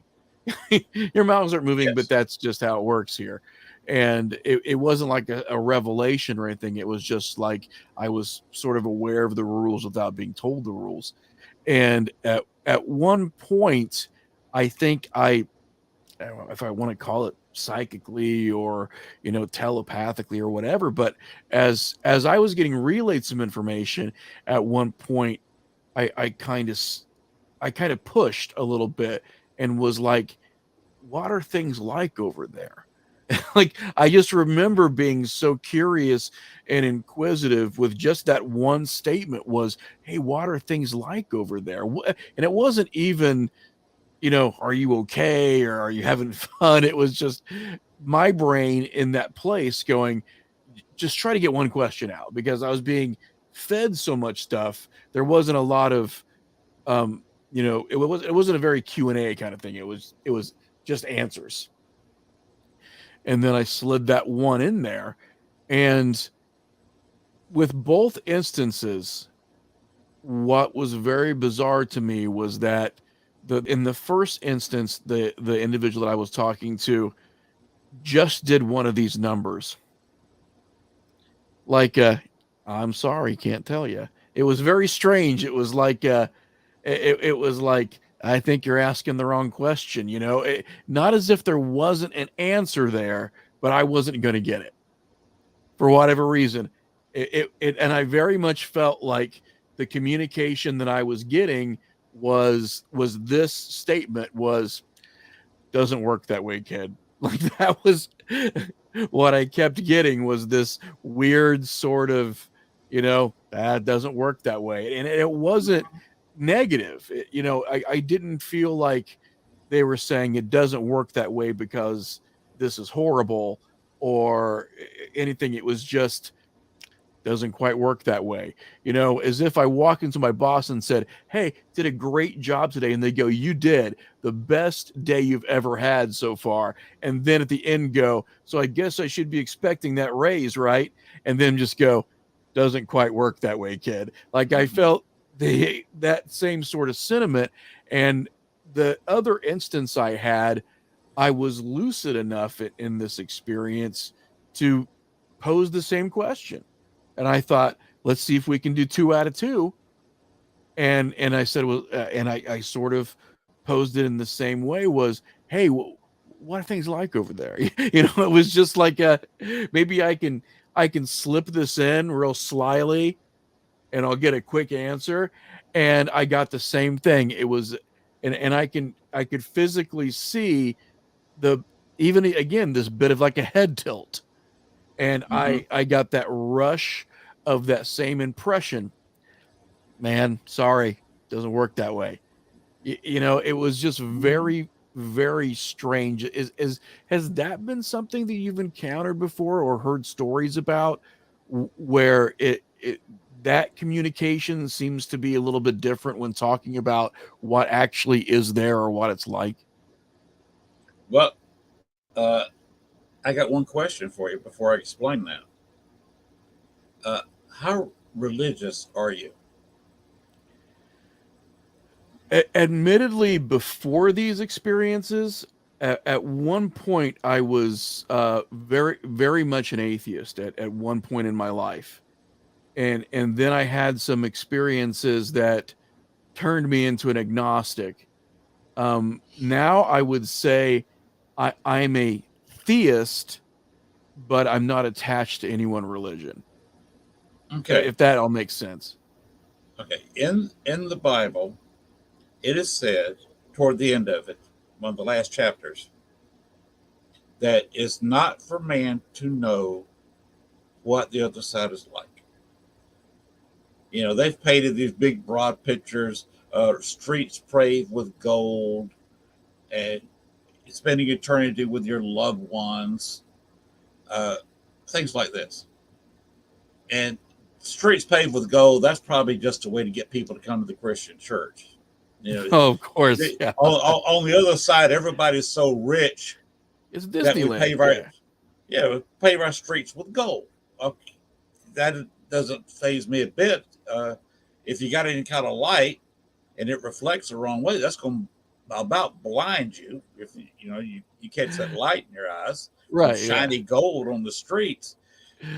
Uh, but they say that you're not supposed to know what an angel looks like, the true form.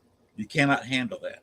And Yeah. it's not for man to know exactly how the other side works or what goes on.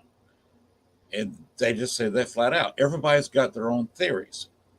Mm-hmm. Now, in my experience, Catholics have it more right than the Protestants. Okay. Most Protestants don't believe in purgatory, Mm-hmm.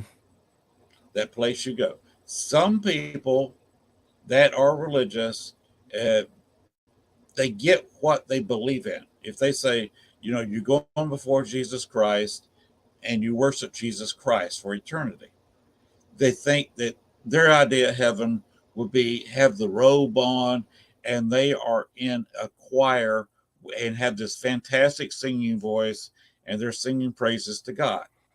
Yeah. That's their version of heaven. That's what they want. It's my Which I don't experience. mind the That's celestial karaoke version. I don't think Yeah. that's It's what they want and it's right. what they get.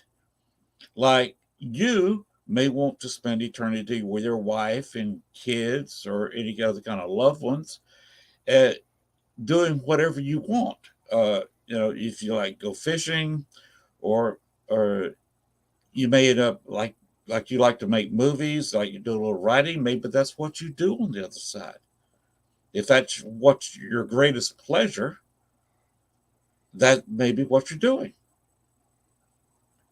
Some people go straight to heaven and you never hear from them again. That's why there's not everybody doesn't come back. Yeah. People get over there, they get busy and say, wow, look at all this wonders and thunders here. I'm home. Hey, there's Jesus standing over there under a tree. Let me go see what he's doing. Oh, and by the way, the reason I say Jesus is because Christians, of course, believe in Jesus Christ. You don't go to, according to the Bible, and it's right there in there, black and white. Christians don't go to God. They don't sit on the right hand of God. They sit on the right hand of Jesus Christ. Only the Jews get to sit on the right hand of God, because that's just chosen people. And you don't want to cross the Jews, because he said, woe be unto those who persecute the Jews. And gifts will be given, basically, I'm paraphrasing, will be given to those who help the Jews. Which tells me that a certain person named of Hitler is burning in the worst places there can Right. be, along with everybody who carried out what he was trying to do. Where the people who were trying to help the Jews, i.e., Schindler's List, is Right. going to be even though they may be Protestant or Catholic, is sitting right there in a groovy position from the, if you want to use the '60s term, and they may be sitting on the right hand of Jesus Christ. Look what you did for the Jews. Here's your reward. Other people go to, if they're really borderline or if they've committed crimes, you have that free will. That's the second greatest gift that was given to you, is free will. If you don't want to go to heaven, they don't make you. If you've committed a murder or something like that, and you're sitting there, oh my God, this is hell, you do have that kind of choice. Well, maybe I can back off and be in purgatory forever, which is kind of a boring place. Let's be honest with you. Because if you're limited to what you can do, or your imagination, Right. that would be a boring place. Some people, I know a certain psychic, I'm not going to name names here, says there is a conflict going on in purgatory, where you have some good and some evil there in conflict, and there is arguing and downright fighting going on there. Hmm. Because if a person is very nice, very happy in life, they're going to be very nice and very happy and polite and goody two shoes over in purgatory, if they're even there. Right. If you're a jerk, that you're going to be a jerk in the afterlife, Right. because you're you. You're the soul is the real you, and basically you don't take your body with you. You're just a that's the part that was created by God in His own image. You're basically a non-corporate entity, a little So bit of a little do bit you, of electricity with the brain. so do you think then when we are communicating with spirits, do you think that most of those spirits are the spirits that are in purgatory? But some of them are in purgatory. Some, if they want to, like Bachelor's Grove was not haunted as much as it used to be, Okay. because Libby May was stuck there, been 11 months. When she died, she didn't know how to get out of there, and her mother was caught crying sometimes while roaming through the cemetery, because there's her firstborn was stuck in this place, Yeah. and you had a lot of evening and nighttime spirits. It wasn't nice at all, Mm-hmm. and they were kind of she was kind of stuck there, with her child, with these kind of horrors. Right. And she got to where she would just grab her child and at least protect her, go somewhere at least halfway safe. I told him, I said, why are you both of you hanging around here? Libby has learned how to, by following me around, has learned how to move around herself. She can go to my house. She can go. I showed her how to get to Orland Park, to your Humphrey house. She can move around herself. So can you. Why are you hanging around these cemeteries? Why are you hanging around that house when there's so many cities you never saw? Right. You never went to New York. You never went to Los Angeles. She went a little bit out west and died. She had uh, tuberculosis, Mm. like Doc Holliday, and she was going out west for the dry air, and she died en route. They just shipped the body back to Orland Park, just south of Chicago. But she had never really gotten to travel, hadn't seen the sights. And I said, go, take your children and go. Because her husband was, of course, wanting to hang around his second wife more than her. I said, just Yeah. leave. Just go. Have fun. Go. You slide aboard a plane Oh, right. and go to Europe. And ghosts can do this. If they can't open a portal and go all the way over and appear there, they can just slide into a plane, lay back, just don't do anything. Mm-hmm. Planes are like houses. You have all kinds of electrical leakage, Right. and they can recharge themselves. And by the way, I proved that here in the local courthouse. I was on an investigation, and the spirits are starting to get tired, and so were the about 15 witnesses that I had to what I was doing. I had 3 psychics on a laptop that were talking. They were scattered. Two of them. One of them was just 400 or 500 miles away. Another one was a good almost 1,000 miles away. Another one was I think Australia. Mm. And the other one wasn't in the United States. They were in Canada. So one in Australia, Canada, and one in the States.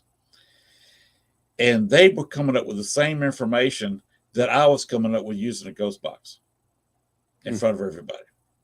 And people were freaking out about that. They started getting tired. And I said, okay, you're getting tired. You need to charge up, don't you? Yes. I said, how do you like to charge yourself up? Do you use a socket or a light fixture? And female said, socket. Male voice said, light fixture. And the woman came back and said, smart man. Because I knew how they were they're recharging themselves. Right. Yeah. So I And found out through that session basically how ghosts work. and do you think this is like the idea of recharging is knowledge that they get from other spirits? Is it something that's just sort of imparted upon them when they pass? That's a good question. Nobody wants to answer that. Hmm. That's They're like you. No, you're not. They don't give you many details on how things work. That's something you right. kind of got to figure out yourself. And that's where paranormal investigators actually looking into this have a big advantage. And somebody like Richard Crowe, who knew a lot of this many years ago, I was doing a show just after he died, and he's been dead 10 years now, I think. And this past June, and he, oh, I was noticed something was bothering me outside, and had a partial apparition of him. We had free cookies and punch there at the show, and he was over there guarding the cookies because Richard Crowe, this a friend of his, a long lifetime friend of his, said this about him at his wake.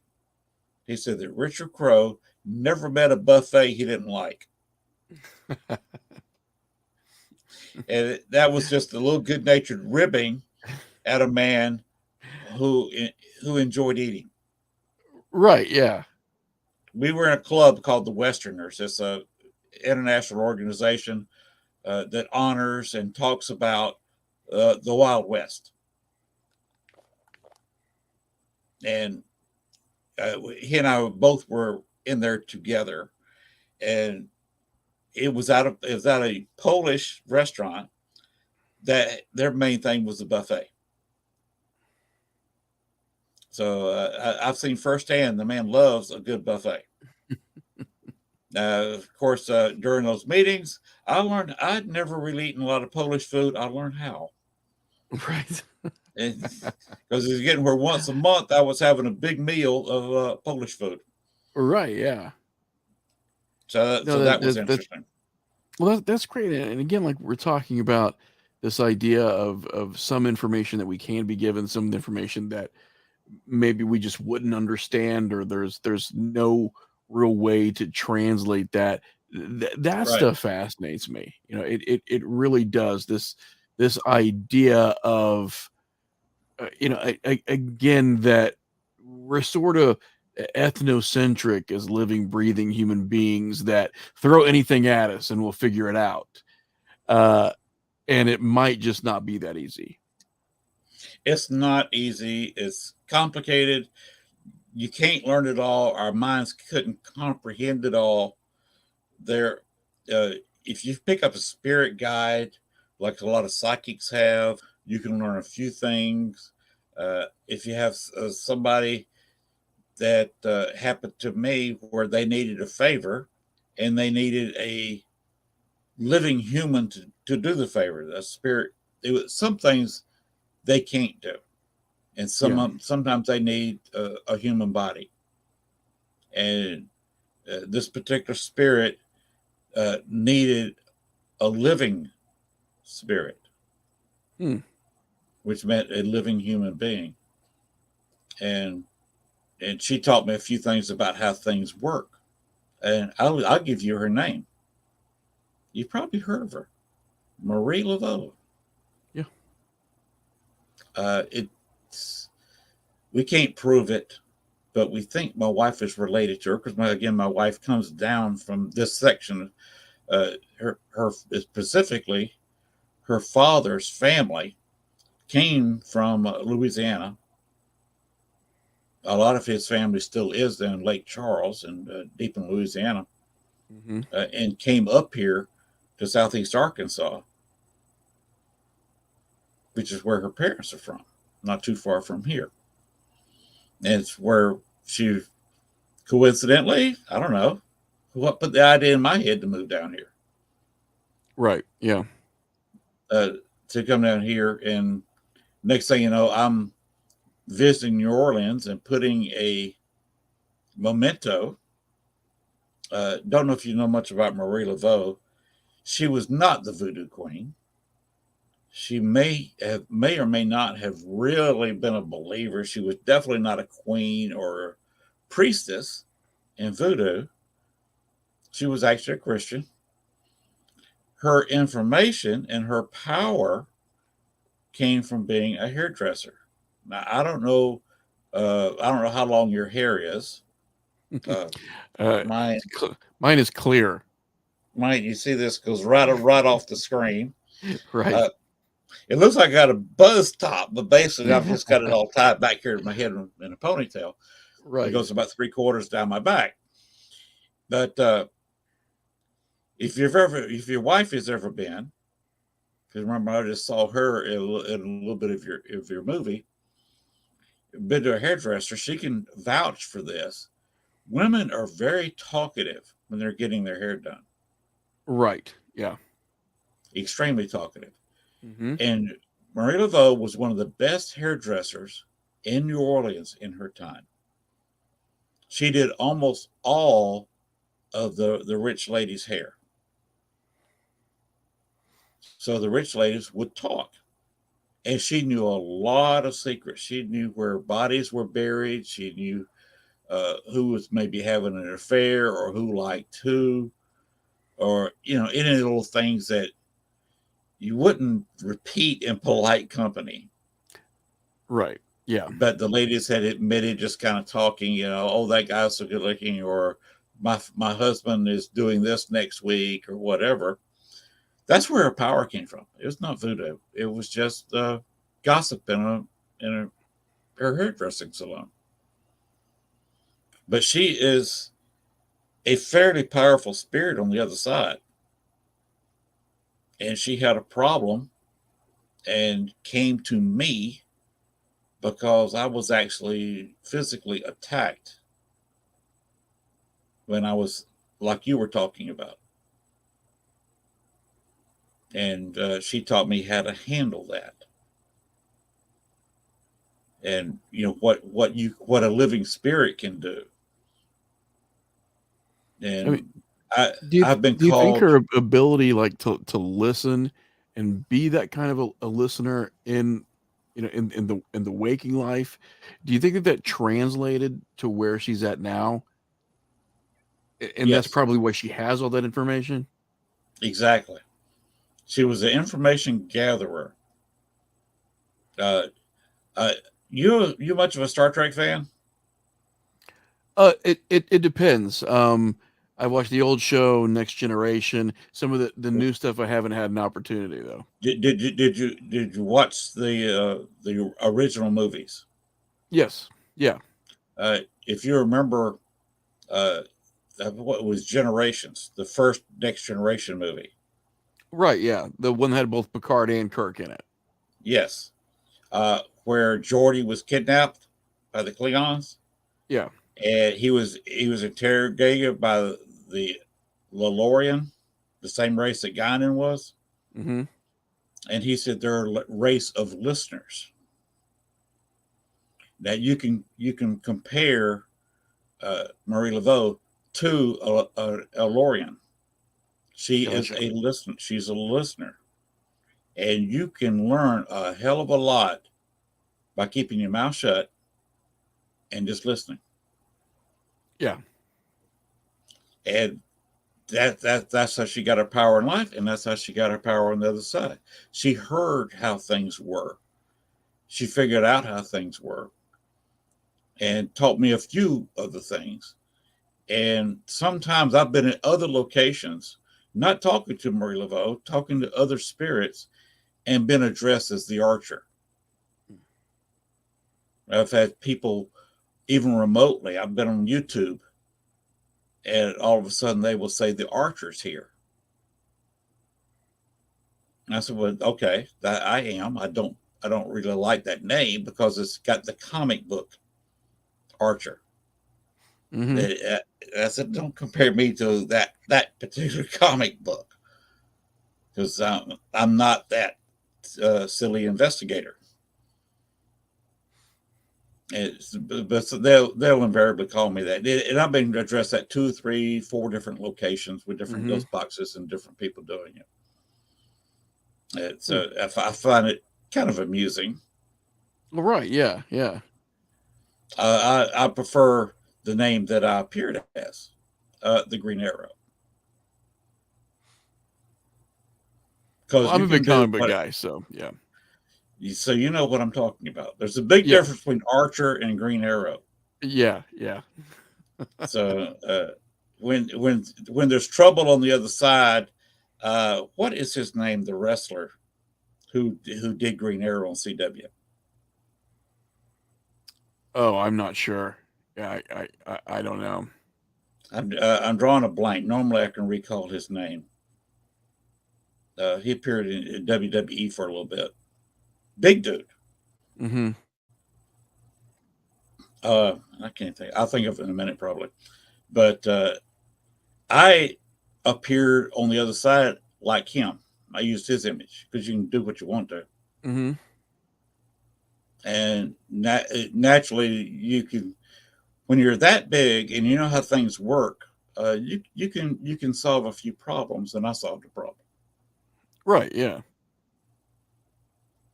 Yeah. And The idea of that and all that is again very very interesting to me, especially concerning the last I would say 2 or 3 years and some experiences that I've had that um some of them I've put into a framework of somewhat understanding, and there are others where I'm quite baffled as to actually what was going on, and some of those I've tried to use for inspiration, and take it for the only way that I can translate it is that it's possibly a story that I can use.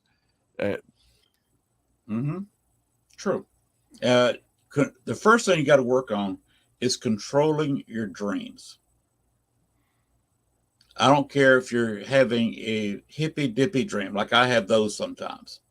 mm-hmm, And you got you're looking at the frame, and it looks like you're looking at a TV show or a TV screen, and putting flowers around it. You got some girl with long straight hair, maybe dancing to, uh, you know, Santana. I don't know if you're too young for that, no, yeah, or I do know Cynthia. some of the older groups. Grace Slick Mm-hmm, comes to mind. If you saw some of the pictures from her from the '60s mm-hmm. at Woodstock, she was there at Woodstock. Santana was at Woodstock. If you look at pictures of Woodstock, you know I'm talking about, the hippy dippy kind of music, hippy dippy kind Oh of yeah, drink. definitely, yeah. And if you go into there, try to concentrate and manipulate what you're doing. If you're just dreaming about walking down the street kicking a can, uh, try kick it with your left foot once in a while. Or if you really want to get radical, reach down and pick up the can and throw it. Well, what I've Change your dream. Just control it. Don't let the dream just go and run its course. the biggest thing that I've been experiencing for the last few years has been a lot of instances where I'm not me. Dreaming I'm other people, and a lot of times it's different nationalities, different ages, different time periods, and Oh it yeah, it literally is like I'm watching a movie, or I'm watching a television program, and I'm still feeling what they feel.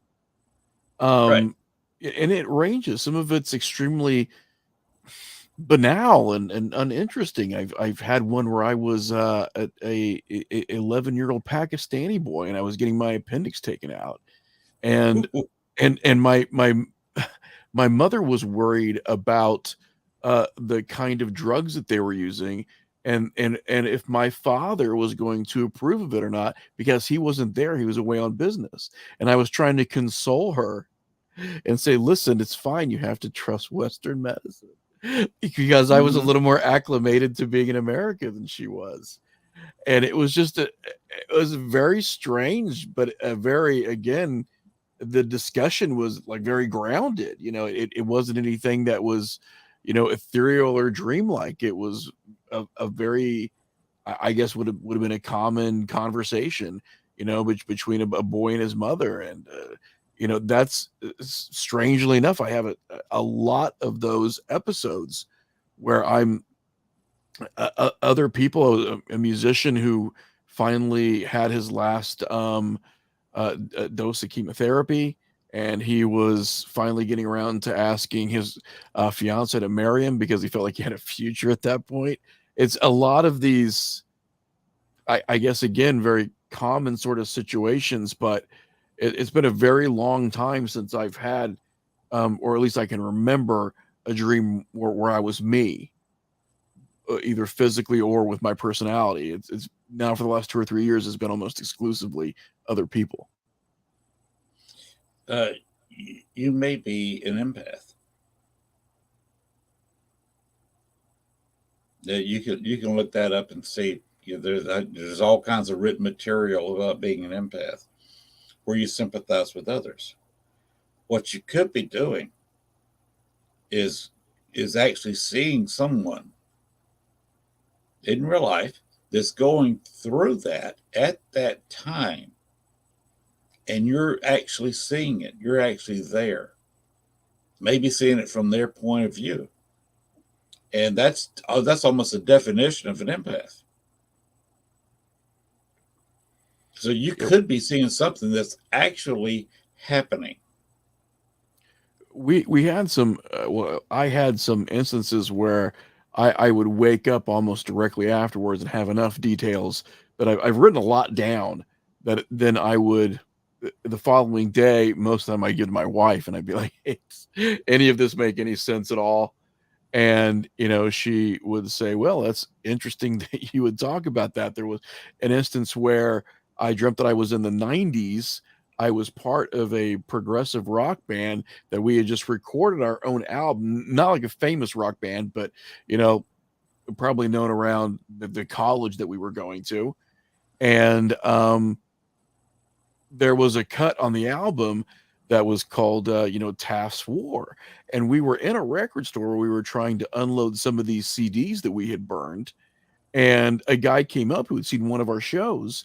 And we were actually talking about the inspiration for this sort of punk rock song called Taft's War. And it was about one of Howard Taft's military strategies. I knew nothing about this in my waking life, but I wake up and I'm like, Taft's War, all this stuff, wrote all of it down. And then my wife was like, no, he was known for these military strategies. That was one thing that Taft was very popularized as being, was a strategist. And it's just very strange, because it wasn't a dream where I was part of a cabinet and I knew Howard Taft. It was, I was in a progressive rock band. I was a guy that knew enough about Howard Taft to write a progressive punk rock song about it. It's just very bizarre stuff like that I've been writing down over the course of the last 2 or 3 years. Do you Strange dream in stuff. color? Yeah. Very few people do. I do too.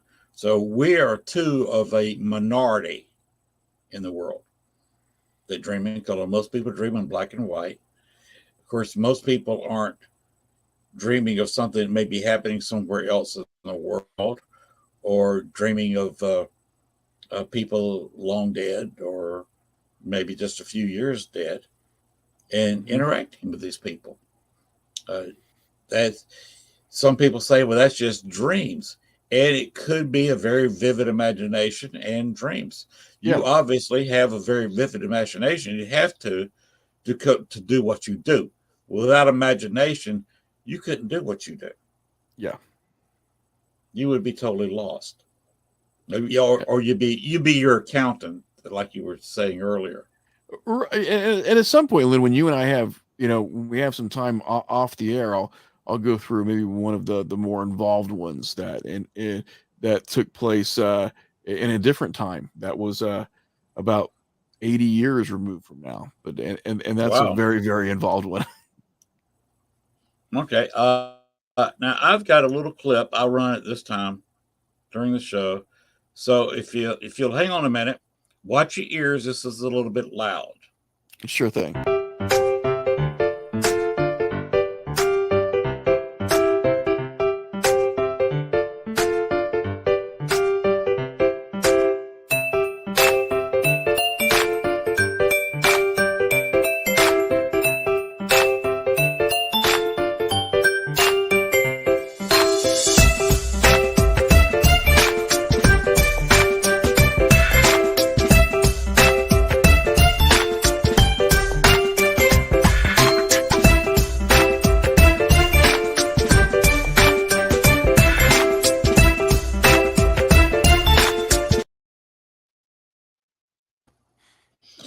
And by the way, a little something I put together for when we go into overtime, obviously. And Right. by the way, I appreciate you actually accepting the challenge. You probably didn't see it in one of the promos I did earlier. I said, "Will Ash Hamilton accept the challenge of going overtime with me after midnight?" And here we are. Here we are. Yes, definitely. Yes, talking about very interesting subjects. Uh, like I said, if you without imagination, you'd probably be an accountant somewhere, and I would Yeah. probably be at 66. I took my college degrees in business management. Here locally, I'd probably be running the Dollar General or something. But here I am doing a paranormal show, doing paranormal research, and struggling to write a book. Like I said, I couldn't. I had no experience writing a script. I'm trying to write a book. Hmm. If you can imagine Greek gods in today's time period and in the future, I like that. I mean, that's got me curious. Definitely. and putting some of their sons, demigods, Hmm. on Earth because Earth is fixing to have a cataclysm, several in fact, and they're putting some of their kids to take care of it. Interesting. Like in my I like that. universe, Yeah. Captain Nemo from the 20,000 Leagues Right. Yeah. is a demigod, a son of obviously Poseidon. Hmm. You bring Theseus back, and you remember him. He's the one that Hmm. killed the Minotaur. He actually was brought back.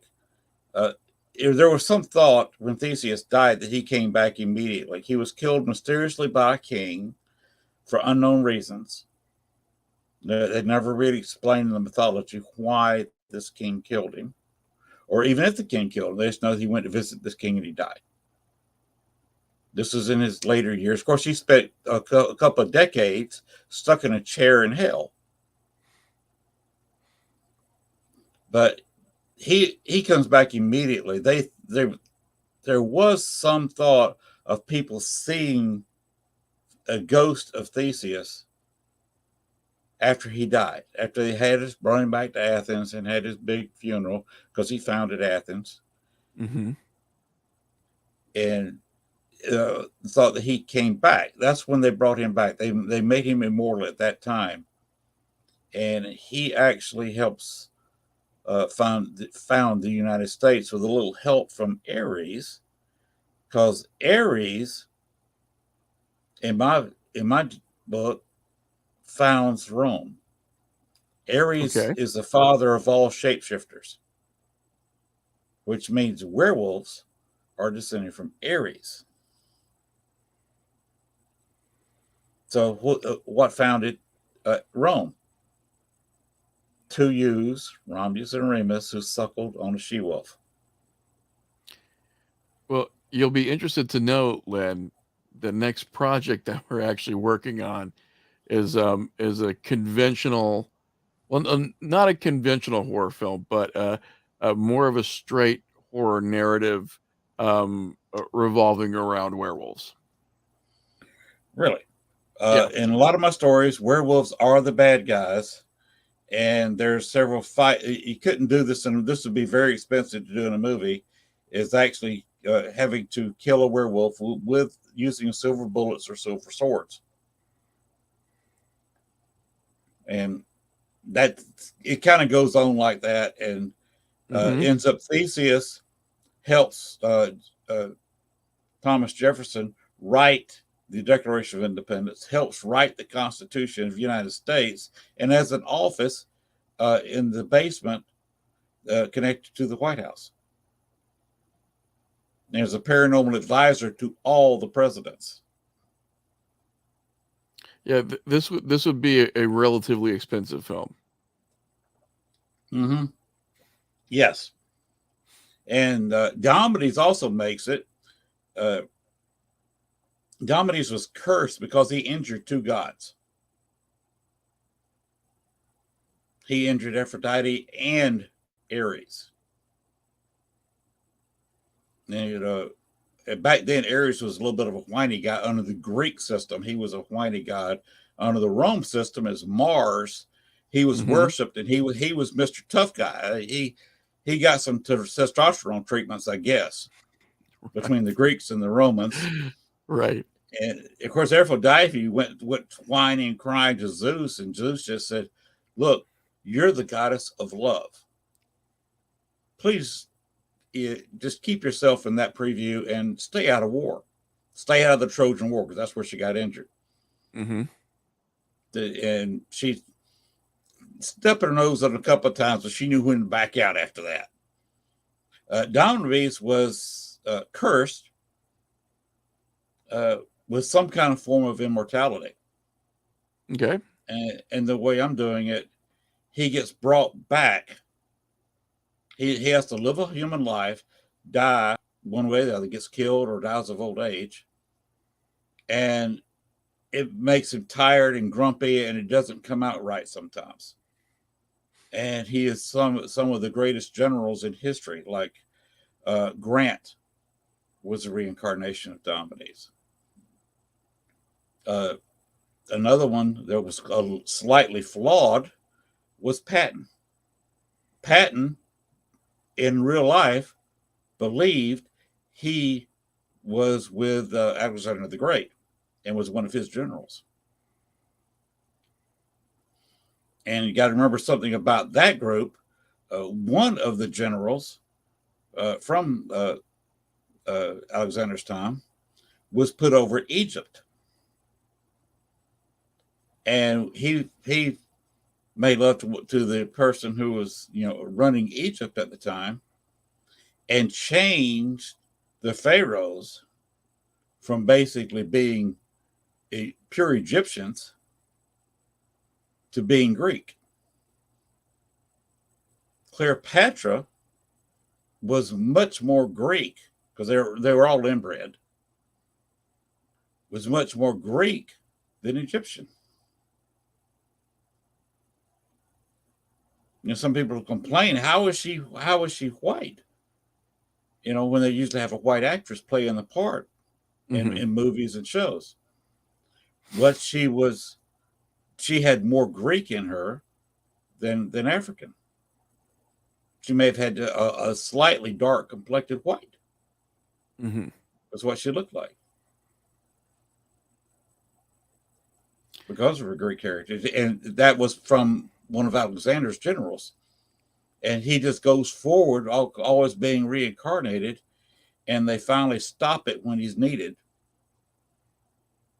And he becomes a basically a paranormal warrior that's set against werewolves and vampires, and anything that's going on like that.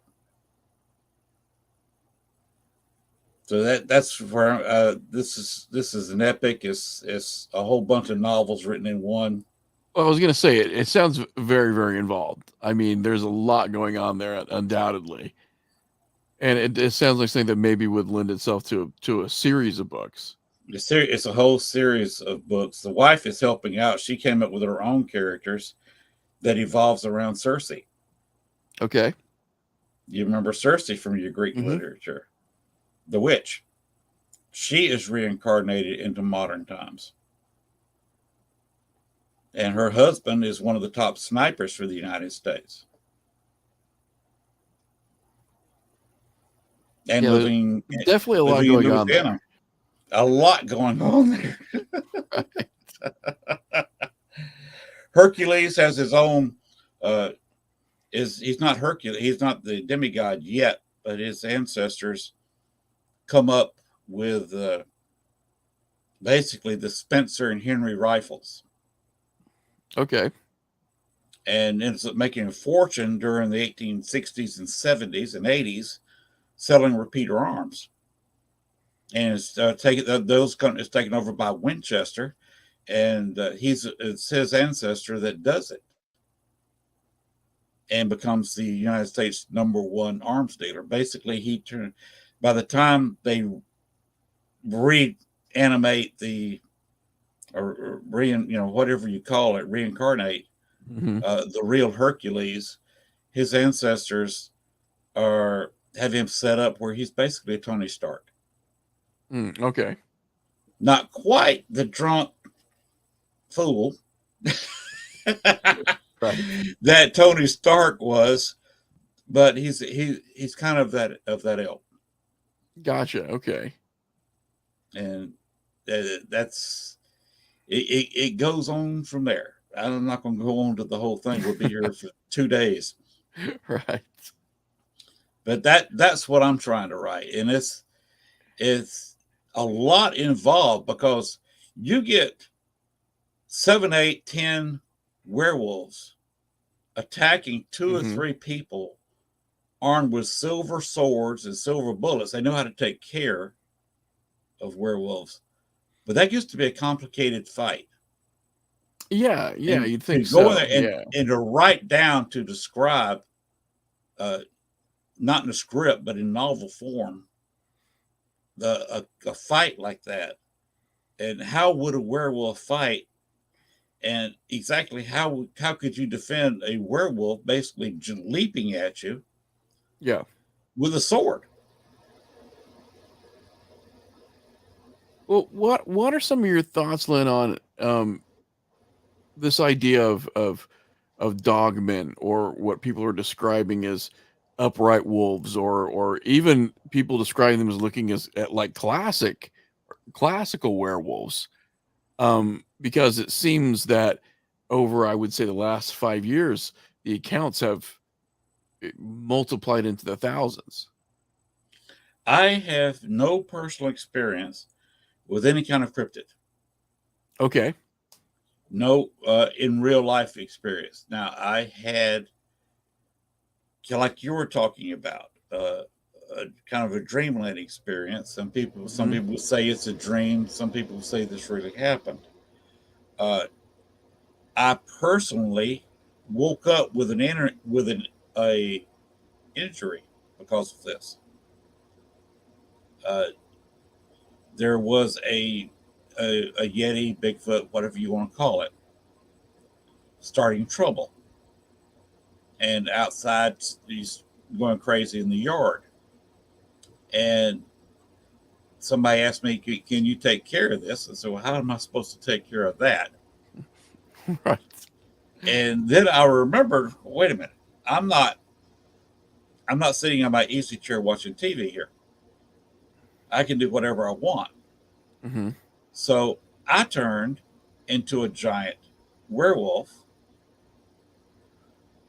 Hulk style, Okay. shirt ripping off. Right. Yeah. Because Yeah. I was this very huge creature, and went out there, jumped through the window, and attacked the Bigfoot.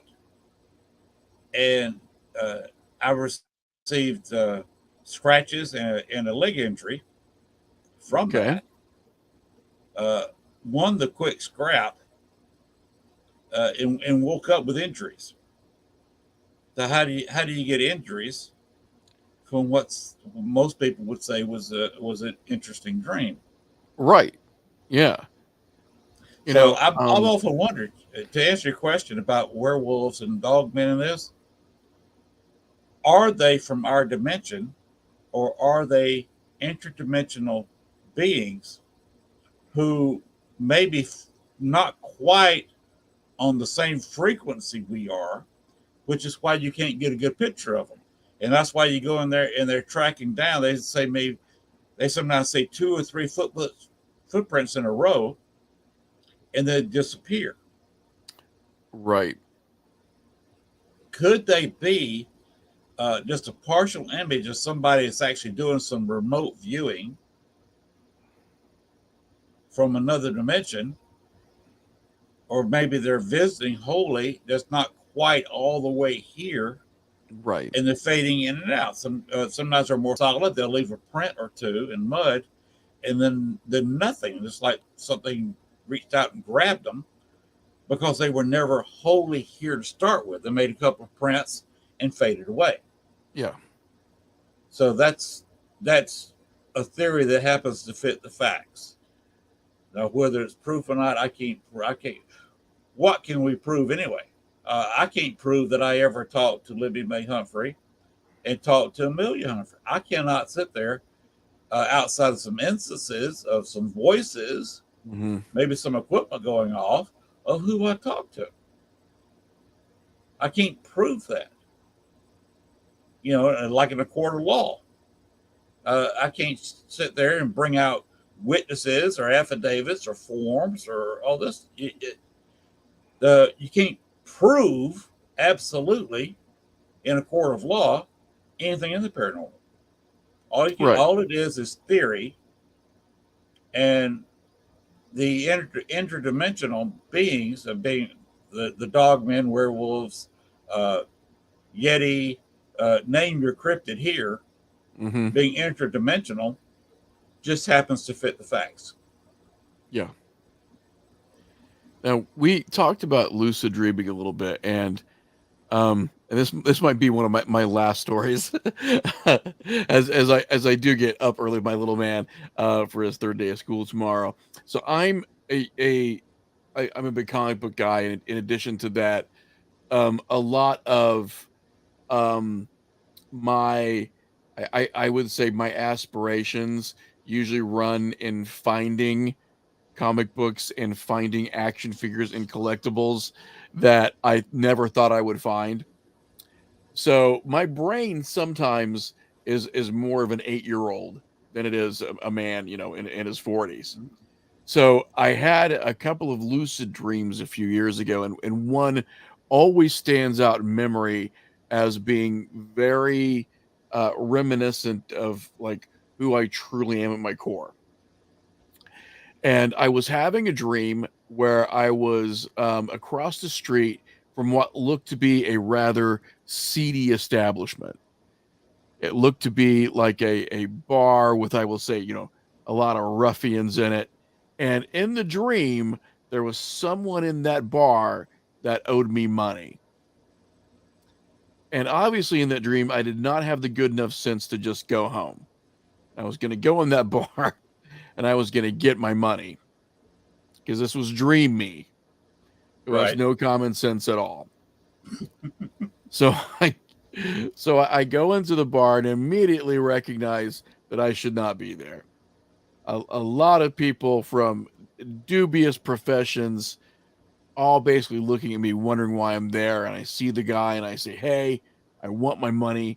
I'm not going to leave till I get my money." Very very Clint Eastwood. This was high noon inside the bar, and a bunch of individuals at that point take their guns out, right? And because that's just my John Wickish dream of there's guns and everything everywhere, and I get shot in the dream. I get shot like with a shotgun, but my dreaming brain, actually says, "Oh, this is like that other dream where you got shot." And the moment that my dream brain said that, I realized I was dreaming. That sudden realization, oh, this is like that other dream where you got shot. Now, the moment I realized I was dreaming, I did not skip a beat. My dream brain jumped from this conclusion. Hey, this is just like the other dream that you had. Oh, this is a dream and I can probably control it. I'm Wolverine. I went directly to becoming the comic book character of Wolverine, because instead of just exiting the bar, now that I knew that I was dreaming, I was now Wolverine, complete with claws, and I was fighting everyone in the bar. I was putting them through it was carnage. I was putting them through their heads. It was bad. Every kind of devious wish fulfillment of murder was happening in split seconds. And this goes on in the dream world for several minutes. And I'm standing there and everyone is met their demise at my hands. And then I wake up and instantly I've got to run downstairs, and I was sleeping a little bit late, and my wife's at the table, and I'm like, you're not going to believe this. So I had this dream and I was getting shot, and then I realized it was a dream, and I'm like, you'll never guess what I did. My wife was like, I don't know, you left? Like you went somewhere else? And I'm like, no, I turned into Wolverine. And I could just see the look on her face was like, of course you did. Of course, this is what you did, because you're perpetually 8 years old. Mm-hmm. You couldn't go somewhere else and realize that the dream bar was not where you wanted to be. You had to turn into a comic book character and fight people. Mm-hmm. That's what you did. I got one question for you. Which Yes. version of Wolverine? Is it the short, what, about 5'1" or so version in the comics? Or were He you was the Hugh Runt. Jackman? Or were you Hugh Jackman? Oh no, I was comic book. I was comic book accurate Wolverine. Very small, very stout, very hairy. Very hairy. Yeah, I went.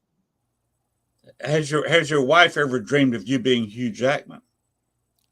Not that she's told me. but I'm sure after I had the Wolverine dream, she was like, this could have went in a much better direction for me. Yeah. maybe next time she's hoping you'll go the Hugh Jackman route. Yeah. But instead, no, just short and hairy. Okay. Of course, yeah, my wife dreams of Vincent Price. That's her item. Oh wow.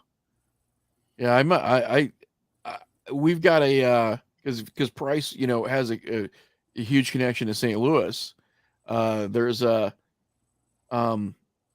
hotel there that has a Price suite that I've really wanted to take advantage of and spend the night there. In fact, one of my favorite Vincent Price films was one of the ones that he made from a Spanish director.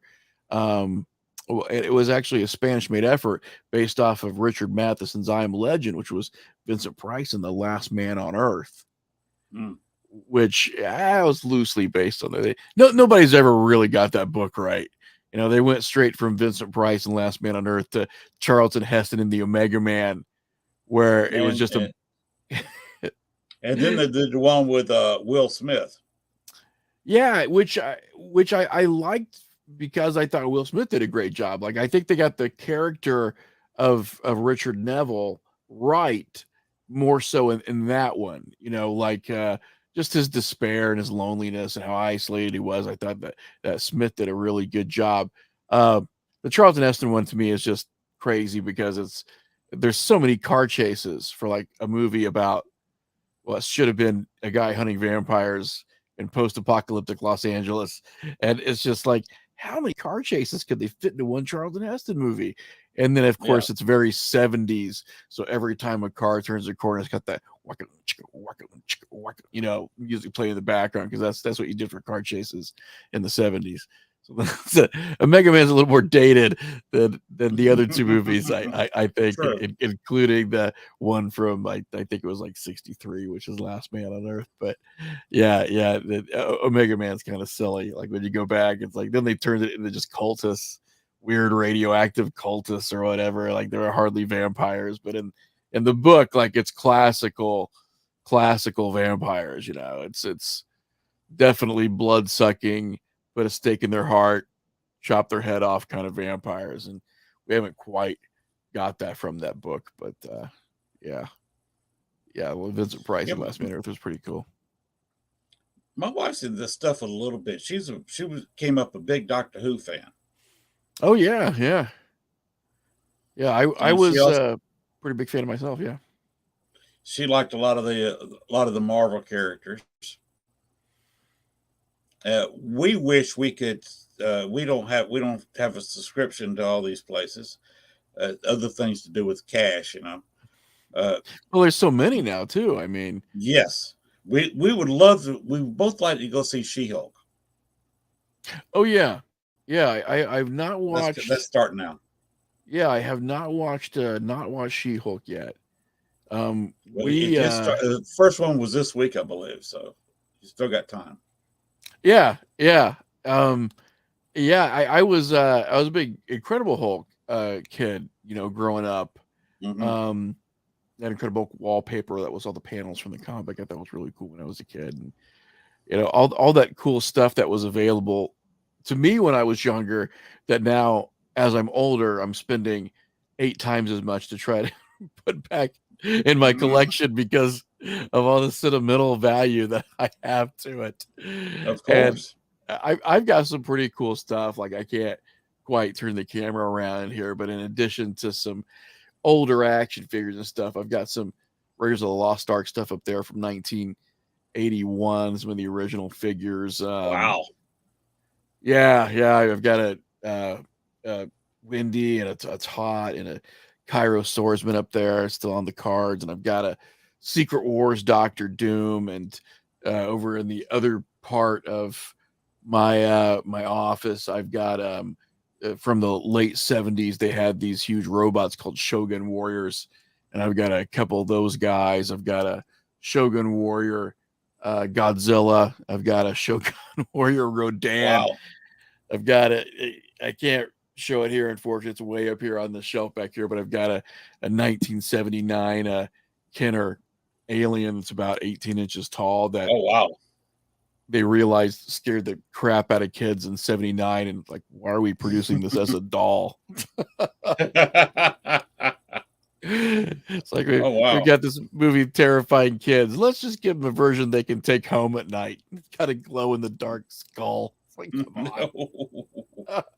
That, I'll tell you a little trick I pulled on my wife regarding Marvel. Mm-hmm. She knew who Iron Man was, she knew who the Hulk was, she knew Thor, but she had never ever heard Deadpool. Oh, really? Never heard of it. Never read a word of it. Didn't even know the character existed.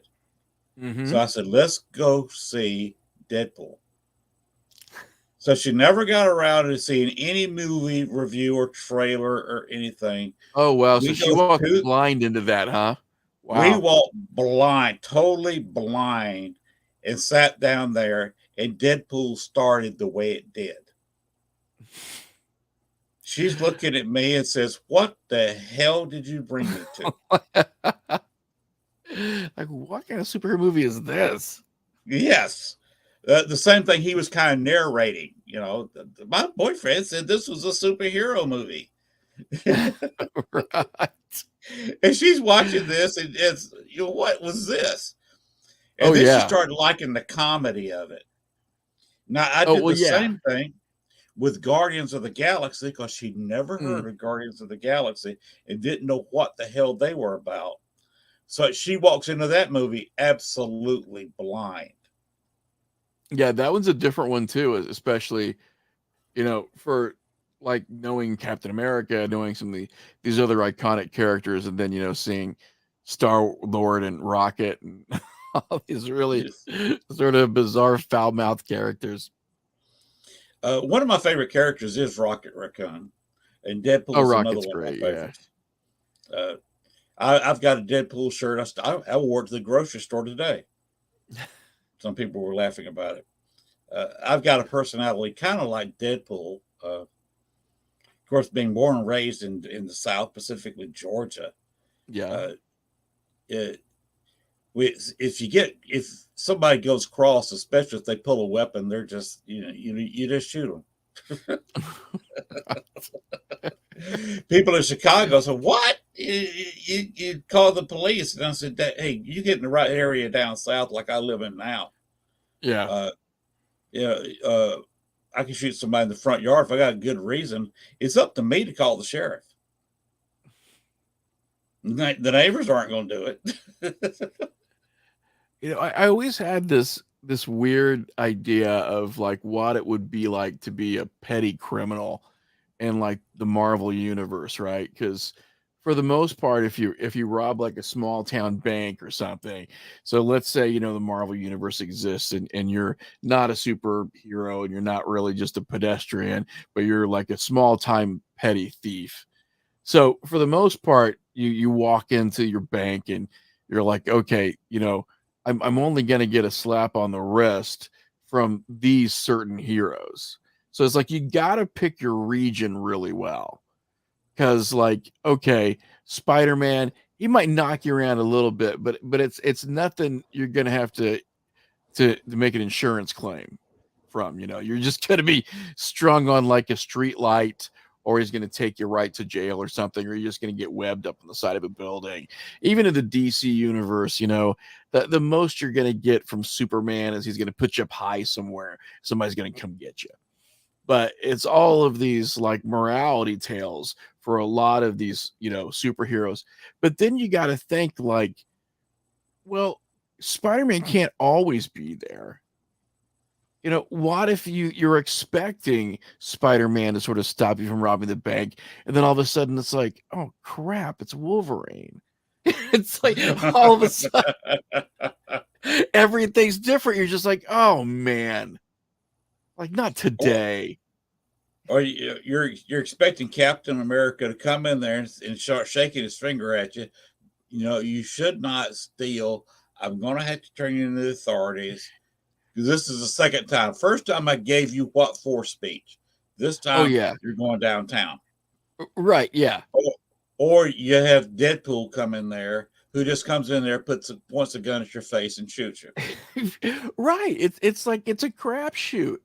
It's like you would have to plan your heists on a day you know the right person's patrolling, because it could go Mm-hmm. south at any moment.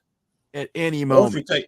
if you take lesser characters, you have Daredevil who's just going to kick your butt. Oh yeah. Yeah, you're gonna get a Or broken bone out of Daredevil, undoubtedly. mm-hmm. Or do you go to what's his name with the skull on his shirt? Oh, the Punisher. You don't want him either. The Punisher. You don't want Punisher around you.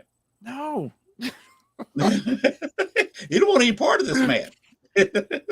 It's like, you'd have to run through all these scenarios. Like as a petty criminal, you're like, I've got to really plan this. Like you'd have to almost go for huge heists, because the off chance that you get like, one of like the defenders, somebody, it's like, great, now, honestly, I've got Daredevil, and now that's a call to your insurance. Mm-hmm. your premiums are going to go up if you keep getting, your ass kicked by Daredevil. But Yeah, you just never know who you're going to get. It's a crapshoot. right. And of course, if it's Jessica Jones, that's a dream come true. oh yeah, it's like she can slap me around for a little bit. I'd be fine with it. Like just it's like these bruises are well taken. I'll be fine. I'll bounce back. It'll be all right. Yeah, and after a while, she starts to notice like that, like, you're doing more crimes in like her direct neighborhood, where she's like, this is getting creepy. You're right. This is the fifth time I beat the hell out of you this week. What's up? It's like every Thursday, buddy. Seriously.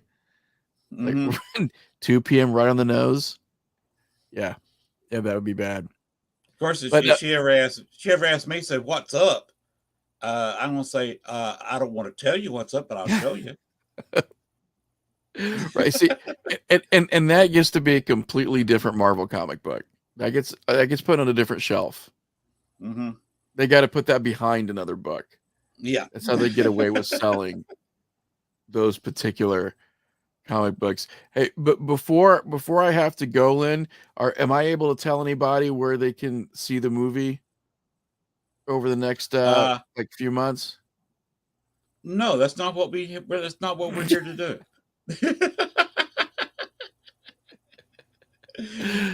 Oh Now no! I've had the entire show, which is now 2 hours and almost 45 minutes into it. Right.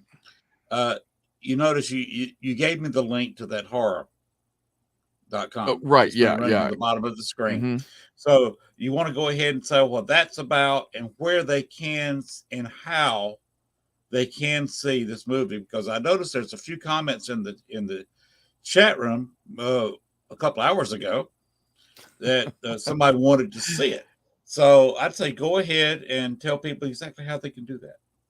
So we've got a few places coming up, and horror-fix.com is my own website where we review horror films. We have horror movie news. We do a bunch of stuff on there, and since it's my site that I own, and we do the films, a lot of the film news you can find out on that site.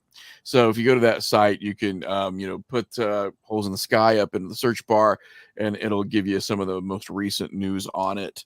So, for people who do want to see the film, we've got a few dates coming up. We've got August 26th and 27th in, I believe, Topeka, Kansas. That's going to be a film festival there that we are an official selection at. That's at the Slash and Bash Horror Sci-Fi Film Festival in Topeka. September 29th, we are at the Macabre Fair Film Festival in Henderson, Tennessee. And then November 1st, the film gets released on demand and DVD. So if you have like a set-top box, if it's Dish or Xfinity, Comcast, one of those, or even Apple, any company that allows you to like rent a movie, where it's going to be your $4.99 or whatever. We're not even really for sure what the price is yet, because we do have a distributor that's taking care of this for us. But November 1st, you will undoubtedly be able, through one channel or another, to watch the film in your own home. Now, if you're in Illinois, for example, September 30th, we are having our official hometown premiere at the Hoogland Theater for the Arts, and that is in downtown Springfield, Illinois, and it's free. We're doing a free showing. It's a gorgeous theater. It actually seats up to 500 people. It's crazy huge. And anyone in the Springfield area, if you got a Friday night free, which is September 30th, somebody's watching the kids, come on down. Absolutely free. It's going to be 8 p.m. We're going to start seating around 7:15, 7:30 that night. And most of the cast and crew will be there. We'll have posters and other things that we'll be signing after the film. So you come watch the film, get out of the film. You want to talk to us. You want to say, why did you waste an hour and a half of my life? I probably won't answer that question. Um, if, however, you do say, hey, I really liked what you did, you'll probably get a free poster, and then we'll all sign it for you. And maybe we'll give you a few interesting anecdotes about what we did during filming. But November 1st, for those of you who can't get out, for those of you who are not anywhere near any of the film festivals, we're actually be playing in India too. If anybody that is from India that's going to watch this, we are playing in Kolkata, India, and I got to figure out what day that is. But apparently, it's a huge deal film festival there that we've been selected for. But yeah, November 1st, DVD, and big box retail DVD places like Walmart that still carry DVD should have it, and then you can get it on demand. And for those of you who are just waiting for it to be on streaming for Amazon, Tubi, Vudu, all those, early 2023, all of the streaming services will then start carrying it. So it will be on demand and DVD for the greater rest of 2022, November, December, and then around February 1st, you should be able to get it on any of your streaming subscriptions. Very cool. It's pretty Very thorough. good. So I'm hoping things are looking up for you. Yeah, things are looking good. You know, we're and I've not told anybody this yet, by the way, Lynn. So this would be for you. You're the first person that we've actually publicized this with, but there's a number of awards that certain films have received in our category historically. Blair Witch is actually the what would be called found footage, which we're loosely in that category. Blair Witch has the most awards of a film of that type that's ever been received. We are a very small number of awards away from beating out Blair Witch as the most awarded found footage film, and we're pending because we've got a couple of festivals where we're finalists. We just don't know if we've won awards yet. But if it's a very small number, definitely on one hand, then we will be the most highly awarded found footage film of all time, which sounds weird and crazy, but we're close. So I wish you luck. Thank you. I appreciate it. And by the way, if you want to send me a poster that's autographed, I will not track down. Send me your address. Definitely, I'll send you one out. We've got some really cool ones. Because my can't show it. I'm in my studio, which is the back room. My living room, all the walls are covered with movie posters. Well, then you need one more. I need one more. Definitely give me your address. We just had our new design come out. We've got two designs, one that's been floating around for a while and one that's brand new. And yeah, give me your address and I'll send one out to you. I'll have the entire cast sign it September 30th when we're all together. That'd be cool. How big are they? The standard movie size? 27 by 40. Yeah, standard big movie old size. Yep, big old movie poster size. Wow, that'd be nice because the posters that I've got in there were given to me by the theater in Monticello, about 30 miles south of here. Oh, nice. So yeah, they are real movie posters. Right. Yeah. They're not, the Kmart specials, the Walmart things you can. Oh, get. Right. Yeah. Yeah. These and they didn't cost me a thing. That's pretty awesome. Yeah, I've got some old double-sided movie posters direct from the theater that I picked up a while back. Got a Cujo, Altered States. Cool. What I ended up getting, I got some really obscure ones. There's a movie that I absolutely love called Midnight Madness, which is this ridiculous scavenger hunt movie from the 80s. It's a comedy. Oh, wow. And I got that one. I got Friday the 13th Part 3 in 3D, one of my favorite movie posters. End up getting original theatrical for that one. And yeah, my buddy actually ended up getting the Revenge of the Jedi before they took him down and put the Return of the Jedi posters up. He got one of those at the same place that I was at. Wow.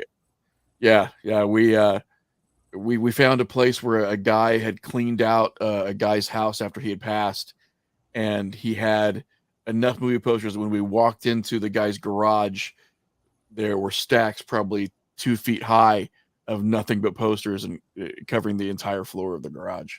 Wow. It was crazy. That's a gold mine.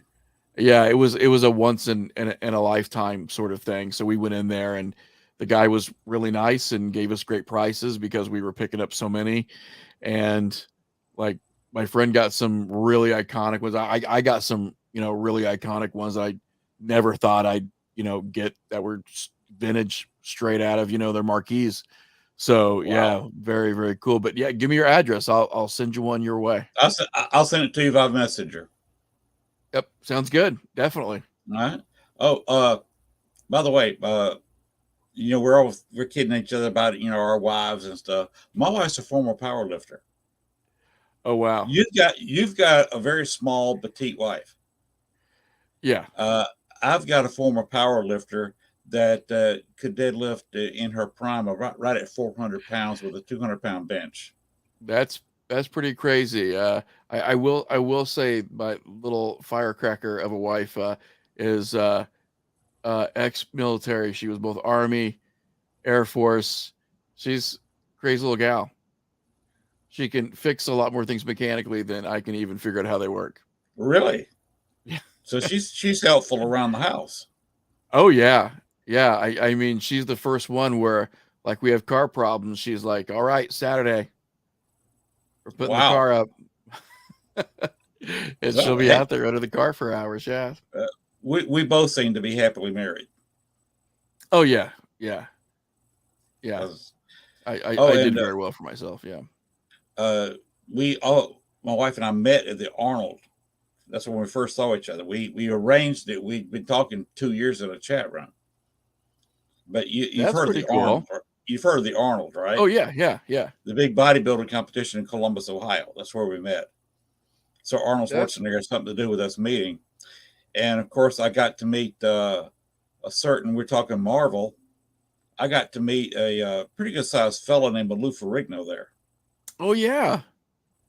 Yeah, Yeah. that was a dude to stand by. Oh yeah, yeah. I years ago I used to work for a German camera company called Leica Camera. They did the Zeiss lenses and everything for the space programs, and they also did some fantastic binoculars. And Lou would call, and we would talk binoculars Oh because he was wow, a huge fan of Leica binoculars and was always the sweetest guy. Was he, a he, great he guy. he's a nice guy. Arnold's a nice guy. My wife was a friend of Nicole Bass's, the late Okay, Nicole right, Bass. You remember her from her WWE days? She was probably the right, biggest yeah. gal. She was bigger than China was. Not Hmm. as popular as China, but she was physically bigger than China. Right, yeah. And my wife's she's kind of short. She's only about five. She's 5'2", slightly under. Hmm. But she's Wow. like Wolverine, big husky. Fortunately, she's not as hairy. Right, yeah, yeah. But her and Nicole got together. Nicole was this friendly, bubbly, sweetheart, little girly girl. Hmm. If you ever met her, you know what I'm talking about. But she would come running up to my wife because they were good friends, and would hug my wife. And of course, Nicole, what 6'3" or 6'4", Hmm.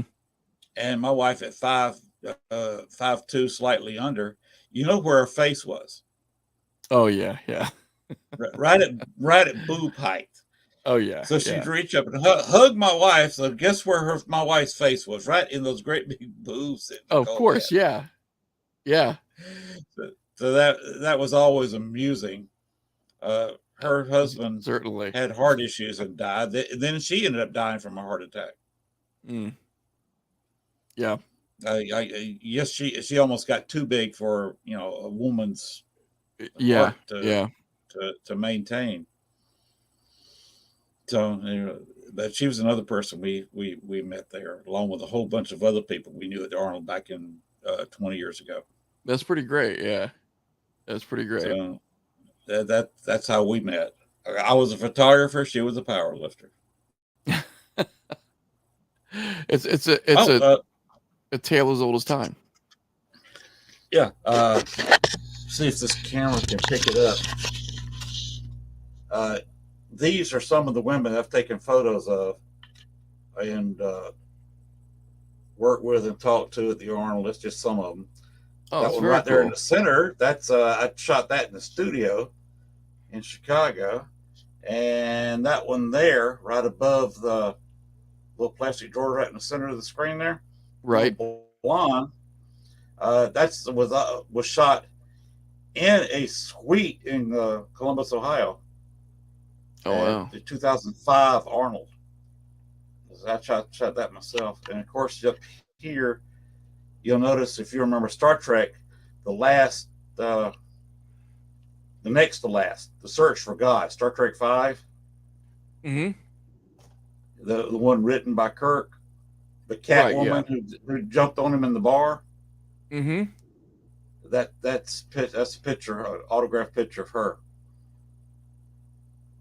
That's And very the cool. one next to her right there, that's the lady who played the Klingon female in that movie. Oh, okay. Yeah. She was married to the son of Bing Crosby. That's interesting. Well, it created some issues with sci-fi cons because she could not go to a sci-fi con where Denise Crosby was, because that would have been a cat fight, a real one. Wow. Yeah.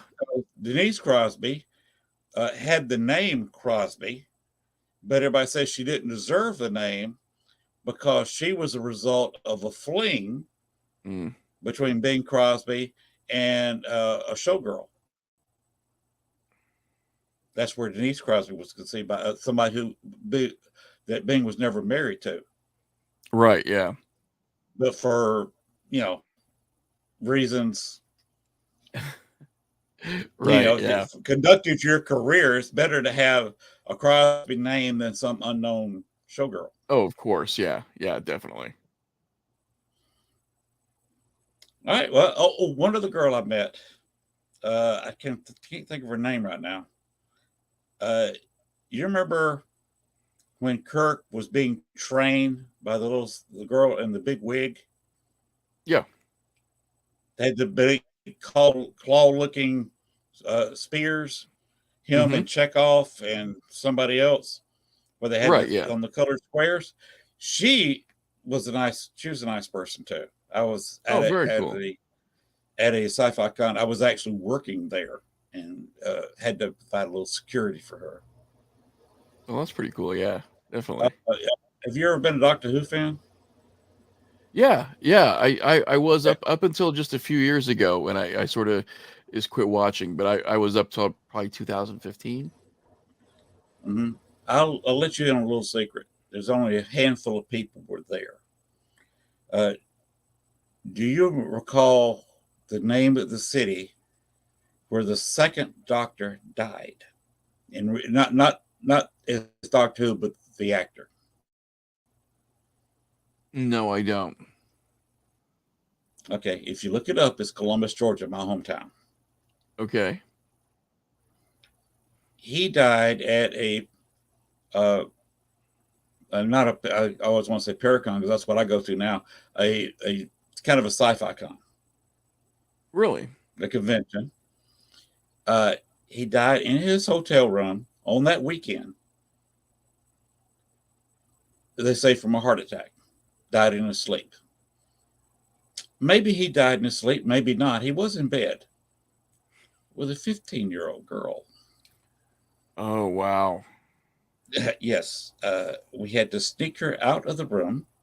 She called Jeez. the doctor from the hotel, and so they called an ambulance, and of course called the police because she said, "I think he's dead." Uh, Right. we got her out of the room, and literally, it looks like something from a movie. We got her out of the room and put her on an elevator. The doors closed on her just as the other elevator opened up when the police pulled out. Oh, jeez.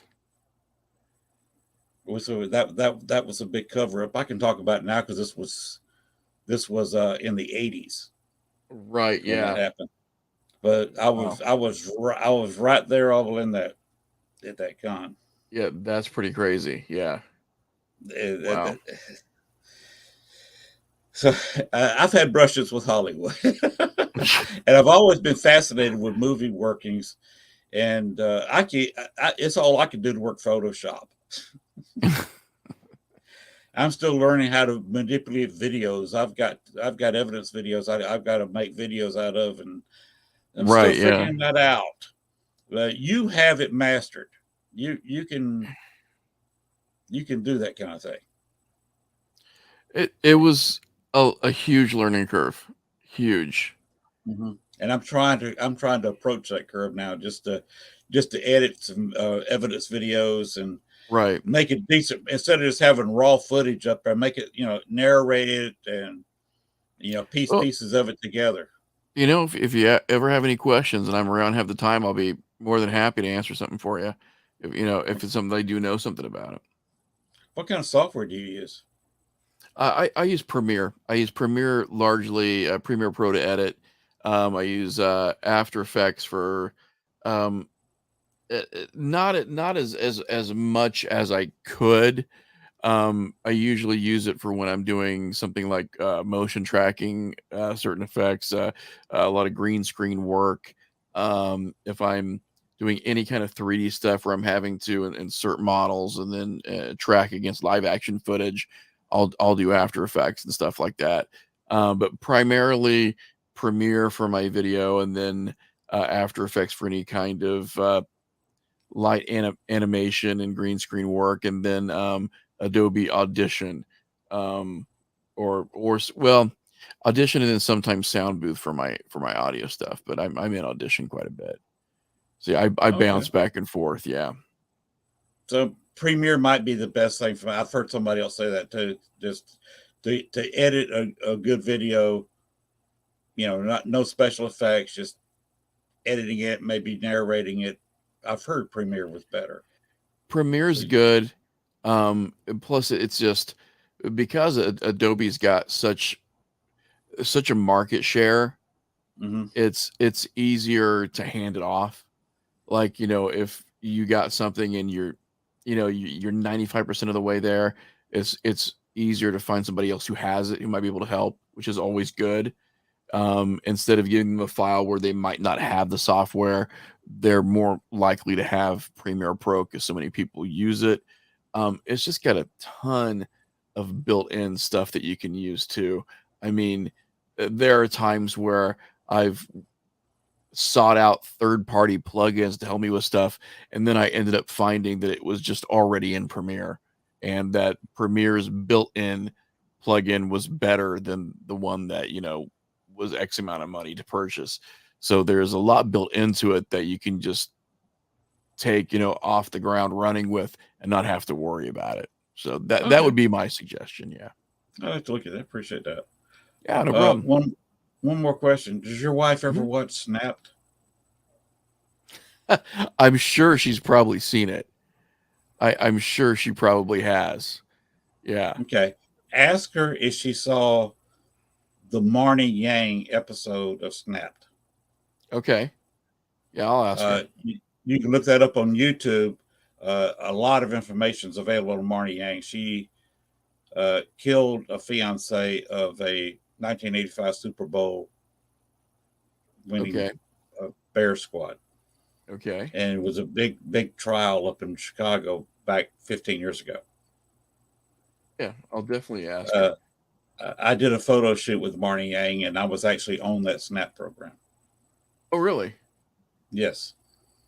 And here, of 8, 9, 10 months ago, early in the year, uh, YouTube and Snapped had a poll about favorite episodes throughout Right. their 10 or 12 seasons. And the Marnie Yang episodes was number 15 as far as favorites among Oh, their wow. fans. So I'm on that one. Yeah, I'll definitely ask her. I wouldn't be surprised if she has seen it. Yeah. All Awesome. right, well, let me let you go. You got to get up early in the morning, and I don't have to be up until 66, retired. I don't have Good a for thing you. going on until next week. Well, I'll get Oh, one of my Red Bulls out of the fridge as I get my son to the to the bus in the morning. But I had a okay. great time tonight, Lynn. I honestly did. Thank you so much for Yeah, having me on. I appreciate it. I always try to show my guests a good time, and I really appreciate you coming on and talking about your videos and other things. I had a great time talking with you, and maybe we can do it again sometime. It sounds great. I thank you so much for the opportunity. When are you going to come out with another movie like this? Well, the next one we're finishing up the script, and that's going to be a psychological thriller, but it has a werewolf element to it. I'll say that without really giving it away. Um, Okay. and that one we've actually already got a couple of actors attached to it that are they're industry actors who have been around for a while, like household names.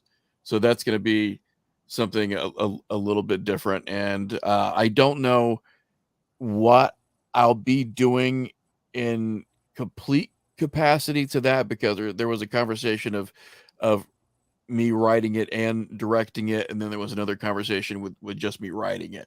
So I'm not for sure what we'll be doing.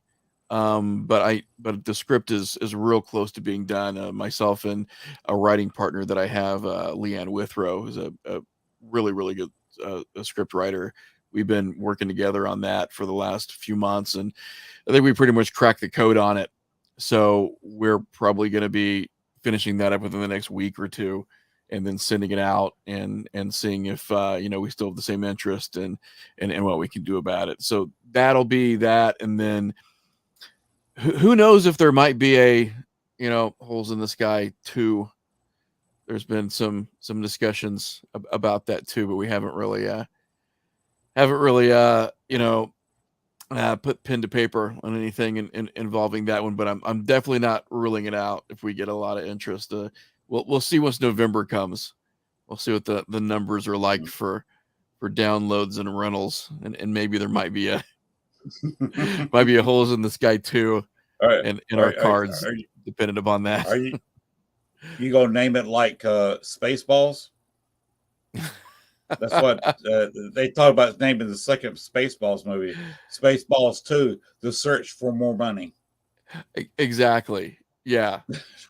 Yeah. Which is usually what sequels are about in Hollywood.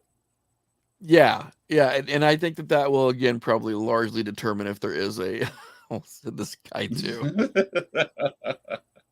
All right, let me let you go to bed. It's been fantastic. Been a great night, sir. Thank you Thank so much. I appreciate it. and you take care of yourself. Give your wife my best. Thank you so much. Have a great night. All right, you too. Bye bye. All right, that was Hamilton.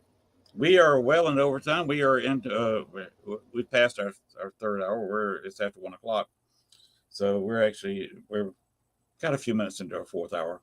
But I got things to do. I got to before I go to bed. Probably gonna hit the bed about 4 o'clock in the morning. So we are going to call it quits. Appreciate it. I will have I'm booked through September, so I always forget to write down my next week's guest. Dadgummit. Anyway, and I'm in the other room from where that's written down. I will have a guest next week. We will be showing some previews. I will be advertising who that is in next week, next Tuesday, Wednesday. We will have another interview, and maybe we'll have overtime again. Who knows? Until we meet again, just remember the paranormal never sleeps. Have a great week. Thanks for watching our show. Be sure to tune in to next week as once again we journey way down south into Bayou Country for another heaping portion of Southern Fried Paranormal with Len Dorman and Bones. Make sure to like, share, and follow. Y'all come back now, you hear?